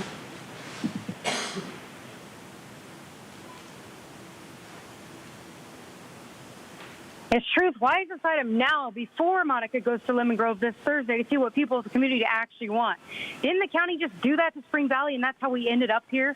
A homeowner within feet of the proposed cabin said he's concerned about his property value significantly decreasing. But the people running Lemon Grove support the sleeping cabins because they don't have money to build their own. Some on the council were crazily willing to sacrifice a senior center to try, though. Now they're hoping the county will figure it out for them. But Lemon Grove needs to study the Windsor Point case in Carlsbad, where the mentally ill were thrown in with veterans without any extra security. The neighbors complained, so the county finally added 24-hour security, and there's still problems. Lemon Grove's already got drug addicts on the streets blocking businesses. How will the county ensure they won't add to those issues? Before attempting to build a few sleeping cabins for $11 million plus almost $14 million a year in operations, make sure the community is on board and all issues are mitigated, including safety, pedestrian safety, workforce development, counseling, and substance abuse treatment. There needs to be low barrier entry with high responsibility requirement for anyone who expects to live for free on the tax. Thank you. And Vice Chair Lawson-Remer, that concludes public comment on this item. Okay, thank you very much. Supervisor Montgomery Stepp. Thank you very much, Vice Chair. Let me start by thanking all of county staff for your dedicated work throughout the last couple of years. I think even before I was here on this issue and getting a project like this up. And we know some of the history, including our action from the last board meeting about coming back within the 30 days to analyze the feasibility of the Troy Street site for this project. I'm really proud to champion this project. I'm really proud of my staff members who have been canvassing the most immediate area, the most impacted people, along with the survey that we put out into the community where we received a lot of responses. Of course, not all positive, but good feedback, which is what we are focused on. We have also assembled community leaders, some of who are here today, and talked to them directly. And also want to thank Councilmember Allison Snow for your community conversation over the weekend. So since we thought about this collectively in my office as somewhat of a solution to the issues that we faced with the governor rescinding his proposal. We really hit the ground running because we know that this is a tough subject to talk about in our communities. It's a very complex, sometimes misunderstood, but even from people who don't necessarily agree, we have received really good feedback. And we've been able to address those situations and those conversations head on. And this is becoming our mantra in the office, but I always say, really for this situation and for issues around homelessness, we cannot go around it. You have to go through it. And so that means having those tough conversations and really taking that feedback that, may not always make us feel good, but are reasonable in the sense that we are, engaging people, residents, homeowners and renters on these projects that could be coming into their communities. So I just want to say thank you to everyone for that. We saw some pictures in the presentation of what a project like this will look like. But first, I just want to say that this is a priority, providing a safe and stable place for our neighbors suffering from homelessness to stay. I believe we are setting a foundation for which they can regain their refooting and get back on the path of self-sufficiency. That's what this is about. There's a lot of reasons why people end up unsheltered. It could be a loss of income, a loss of a loved one, suffering from an illness that contributed to these situations. But I think it's our responsibility to provide help for people who want help. We hear a lot about people not wanting help. My focus is to provide help. If someone, and give the choice. Right now, everyone does not have that choice, right? So we still have a lot of work to do. These sleeping cabins in this project, the sleeping cabins are small, but there are room for personal belongings.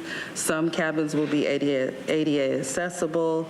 There will be hygiene facilities on site, so program participants can take private showers and do laundry.